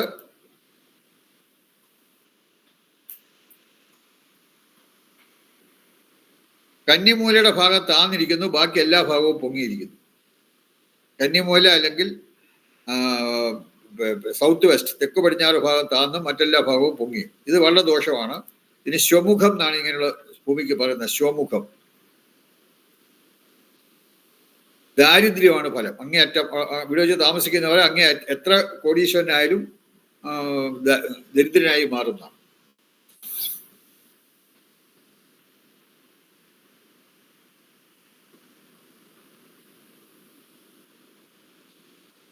ഇത് വായുമൂലയുടെ ഭാഗം താന്നിരിക്കുന്നു, ബാക്കിയെല്ലാം പൊങ്ങിയിരിക്കുന്നു. വായുമൂല അല്ലെങ്കിൽ നോർത്ത് വെസ്റ്റ് താന്നിരിക്കുന്നു, മറ്റെല്ലാ ഭാഗങ്ങളും പൊങ്ങിയിരിക്കുന്നു. അതിന് ബ്രഹ്മഘനം എന്നാണ് പറയുന്നത്. അങ്ങനെയുള്ള പ്ലോട്ടിന്, അങ്ങനെയുള്ള സ്ഥലത്തിന് ബ്രഹ്മഘനം എന്ന് പറയും. അത് ദോഷകരമായ അനുഭവമാണ്. പ്രാണഭയമാണ്. എപ്പോഴും പ്രാണനിൽ ഭയമായിരിക്കും. ഇനി അടുത്തത് നല്ല ഫലമുള്ള ഒന്നാണ് ഈശാനുമൂലയുടെ ഭാഗം താന്നിരിക്കുന്നു, ബാക്കി എല്ലാ ഭാഗവും പൊങ്ങിയിരിക്കുന്നു. ഈശാനുമൂല അല്ലെങ്കിൽ നോർത്ത് ഈസ്റ്റ്, വടക്ക് കിഴക്ക് താന്നിരിക്കുന്നു, മറ്റെല്ലാ ഭാഗങ്ങളും പൊങ്ങിയിരിക്കുന്നു. അതിന് സ്തണ്ടിലം എന്നാണ് പറയുന്നത്. സ്തണ്ടിലം, അങ്ങനെയുള്ള ഭൂമിക്ക് സ്തണ്ടിലം എന്ന് പറയും. ഇത് വളരെ ഗുണമാണ്, ഉത്തമമായ ഭൂമിയാണ്. അപ്പൊ ഇപ്പൊ നമ്മൾ 20 വിധത്തിലുള്ള ആ ഭൂമിയുടെ പൊക്കവും താഴ്ചയും നമ്മൾ മനസ്സിലാക്കി. അപ്പൊ ഇത് നമ്മളിപ്പോ നിങ്ങളുടെ അഡ്വാൻസ്, അതായത് ഇതിപ്പം ഡിപ്ലോമ കോഴ്സാണ്, പോസ്റ്റ് ഗ്രാജുവേറ്റ് ഡിപ്ലോമ കോഴ്സിൽ ഇപ്പൊ ഈ 20 നമുക്കറിയാം കുറേയൊക്കെ ദോഷഫലങ്ങളും കുറേയൊക്കെ നല്ല ഫലങ്ങളും ഉള്ളതാണ്. ഈ ദോഷഫലങ്ങൾ ഒന്നും ഉൾക്കൊള്ളാതെ അതേസമയം ഗുണകരമായിട്ടുള്ള എല്ലാ ഫലങ്ങളും ഇപ്പൊ ഇവിടെ നോക്കുക. ഇവിടെ സ്തണ്ടിലം എന്ന് പറഞ്ഞാൽ നല്ല ഫലം തരും, അതേസമയം ബ്രഹ്മഘനം എന്ന് പറഞ്ഞാൽ ദോഷമാണ്. അപ്പം ഇവിടെ ഒരു ദോഷവും ഒരു ഗുണവുമാണ് ഈ ഭൂമി. അപ്പൊ അങ്ങനെയുള്ള ഗുണകരമായിട്ടുള്ള എല്ലാം ഉൾക്കൊള്ളിച്ചുകൊണ്ടും ദോഷകരമായിട്ടുള്ള ഒന്നും ഉൾക്കൊള്ളിക്കാതെ നമുക്ക് ഭൂമിയെ ശരിക്കും നമുക്ക് സെറ്റ് ചെയ്തെടുക്കാൻ പറ്റും. ഭൂമിയുടെ ലെവല് കറക്റ്റ് ചെയ്തെടുക്കാൻ പറ്റും. അത് വളരെ അങ്ങനെയുള്ള ഭൂമിയെ നമുക്ക് ലെവൽ ചെയ്തെടുത്തു കഴിഞ്ഞാൽ അവിടെ താമസിക്കുന്നവർക്ക് ഒരുവിധ ബുദ്ധിമുട്ട്, കാരണം എല്ലാ ഗുണങ്ങളും ഉണ്ട്, ഒരു ദോഷവുമില്ല. ഈ ഉയർച്ച താഴ്ചയിൽ ഉണ്ടാകുന്ന എല്ലാ ഗുണങ്ങളും അവിടെ താമസിക്കുന്നവർക്ക് ഉണ്ടാവും, ഒരു ദോഷവും ഉണ്ടാവുകയില്ല. അപ്പൊ അങ്ങനെ വരുമ്പോഴത്തേക്ക് വളരെ വളരെ ഗുണങ്ങളുള്ള ഒരിതാണ് അത്. പക്ഷെ നിങ്ങൾക്ക് സിലബസ് ഇല്ല, പോസ്റ്റ് ഗ്രാജുവേറ്റ് ഡിപ്ലോമ കോഴ്സിൽ സിലബസിൽ അത് പഠിക്കാനുണ്ട്. അപ്പൊ ഇതാണ് നമ്മൾ ഇന്ന് 9:45 അപ്പൊ ഇന്ന് നമ്മുടെ സാറിന്റെ ക്ലാസ്സിന്റെ സമയം 8 മുതൽ 9:45 വരെയാണ്. അത് കഴിഞ്ഞിട്ട് വീണ്ടും സംശയം ഉണ്ടെങ്കിൽ നിങ്ങൾക്ക് ചോദിക്കാം. അപ്പൊ അടുത്ത ഡൗട്ട് ഇന്നെടുത്ത കാര്യത്തെ പറ്റി ചോദിക്കാം, അല്ലെങ്കിൽ ജനറൽ ആയിട്ടുള്ള സംശയങ്ങൾ ചോദിക്കാം. ആർക്കെങ്കിലും സംശയം ഉണ്ടെങ്കിൽ ചോദിക്കുക.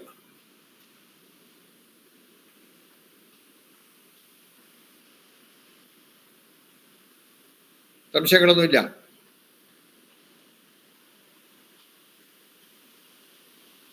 ഒരു പ്ലോട്ട് പ്രശ്നമില്ലാത്തതാണ്. അതേസമയം തൊട്ടടുത്ത് ഒരു പ്ലോട്ട് പ്രശ്നമില്ലാത്തതാണ്, ഉത്തമമായിട്ടാണ്. അതിന്റെ തൊട്ടടുത്ത പ്ലോട്ട് ശ്മശാനമാണ്. അങ്ങനെയുള്ളതാകുമ്പോൾ എന്ത് ചെയ്യും? തീർച്ചയായിട്ടും ആ ശ്മശാനത്തിന്റെ ആ പ്ലോട്ടിൽ നിന്നുള്ള നെഗറ്റിവിറ്റി അല്ലെങ്കിൽ ആ ഒരു നെഗറ്റീവ് എനർജി നമ്മുടെ പ്ലോട്ടിലേക്ക്, അടുത്തുള്ള ദോഷം ഇല്ലാത്ത പ്ലോട്ടിലേക്കും അത് വരാൻ നല്ല ചാൻസ് ഉണ്ട്. അപ്പൊ അതിന് നമുക്ക് ചില പരിഹാരം, നമുക്ക് മറ്റേ പ്ലോട്ടും ചെയ്യാൻ ഒക്കില്ല. അവിടുത്തെ നെഗറ്റീവ് നമ്മുടെ പ്ലോട്ടല്ല, വേറെ ഒരുടെ പ്ലോട്ടാക്കി അവിടെ ഒന്നും ചെയ്യാൻ ഒക്കില്ല. അപ്പൊ അങ്ങനെ വരുമ്പോൾ ശ്മശാനോ അല്ലെങ്കിൽ അവിടെ നിന്നുള്ള നെഗറ്റീവ് ഇങ്ങോട്ട് വരാതിരിക്കാനായിട്ടുള്ള ചില പരിഹാരങ്ങളുണ്ട്. നമ്മൾ ദോഷപരിഹാരങ്ങൾ പഠിക്കും, അത് മനസ്സിലാക്കും. ദോഷപരിഹാരങ്ങൾ എന്നൊരു ചാപ്റ്റർ ഉണ്ട്. ഇപ്പൊ നമ്മൾ ദോഷങ്ങളും ഗുണങ്ങളെ പറ്റി പറഞ്ഞിട്ട് ഈ ദോഷങ്ങൾക്കുള്ള പരിഹാരങ്ങൾ സ്ട്രെസ് ചെയ്യുന്ന ഒരു ചാപ്റ്റർ കംപ്ലീറ്റ് അതാണ്. അപ്പൊ ആ ചാപ്റ്റർ വരുമ്പം ഇതിന്റെ എല്ലാ നമ്മൾ പഠിച്ച എല്ലാ ദോഷങ്ങളുടെയും പരിഹാരങ്ങളോടെ നിർദ്ദേശിക്കും. ഇപ്പൊ നമ്മൾ ഓരോന്നിന്റെയും പരിഹാരം ഇപ്പം പറഞ്ഞുകൊണ്ടുപോയാൽ നമുക്ക് തീരില്ല. ഇതിന്റെ ഇങ്ങനെയുള്ള ദോഷങ്ങൾക്കെല്ലാം പരിഹാരമുണ്ട്. Okay sir, okay. ഓക്കെ, മറ്റെന്തെങ്കിലും സംശയം?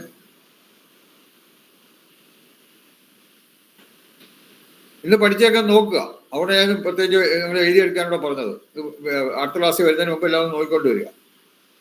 കാരണം അങ്ങനെ നിങ്ങളുടെ, ഞാൻ നേരത്തെ പറഞ്ഞാണ്, നിങ്ങളുടെ സ്വയം ആയിട്ട് ഒരു അർപ്പണം കൂടെ വേണം ഈ ക്ലാസ് ശരിക്ക് മുന്നോട്ട് കൊണ്ടുപോകണമെന്നുണ്ടെങ്കിൽ. അപ്പോൾ അത് ഒന്ന് പ്രിപ്പയർ ചെയ്തുകൊണ്ട് വരിക അടുത്ത ക്ലാസ് വരുമ്പോൾ. വേറെ സംശയമൊന്നും ഇല്ലെന്ന് വിചാരിക്കുന്നു. സംശയം ഇല്ലെങ്കിൽ നമ്മൾ ഓഫ് ചെയ്യാണ്. സംശയം ഉണ്ടെങ്കിൽ ചോദിക്കാം. കാരണം 9:45 വരെ വേണം, 10 മണി വരെ നമുക്ക് സംശയം ചോദിക്കാനുള്ള സമയമാണ്. അടുത്ത ക്ലാസ്സിലേക്ക് ജനറൽ ആയിട്ടുള്ള കാര്യങ്ങളൊക്കെ എന്തെങ്കിലും സംശയം ഉണ്ടെങ്കിൽ നോട്ട് ചെയ്തുകൊണ്ട് വരും. ഞങ്ങളൊക്കെ പലപ്പോഴും വീടുകളിൽ താമസിക്കുന്നു. അപ്പോൾ അവിടെയൊക്കെ എന്തെങ്കിലുമൊക്കെ നിങ്ങൾക്ക് വാസ്തുപരമായിട്ടൊക്കെ ഉള്ള എന്തെങ്കിലുമൊക്കെ ഉണ്ടെങ്കിൽ അത് നോട്ട് ചെയ്തുകൊണ്ട് വരിക. ദോഷമോ ഗുണമോ എന്തോ ആകട്ടെ, അങ്ങനെയുള്ള കാര്യങ്ങൾ വെച്ച് നിങ്ങൾക്ക് ഇവിടെ സംശയങ്ങൾ ചോദിക്കാം. അപ്പോൾ നമ്മൾ ഇന്ന് നിങ്ങൾക്ക് സംശയമൊന്നും ഇല്ലാത്തതുകൊണ്ട് ക്ലാസ് നിർത്തുകയാണ്. എല്ലാവർക്കും നമസ്കാരം. Thank you sir. Okay, thank you sir. Okay, welcome welcome thank you sir. Welcome.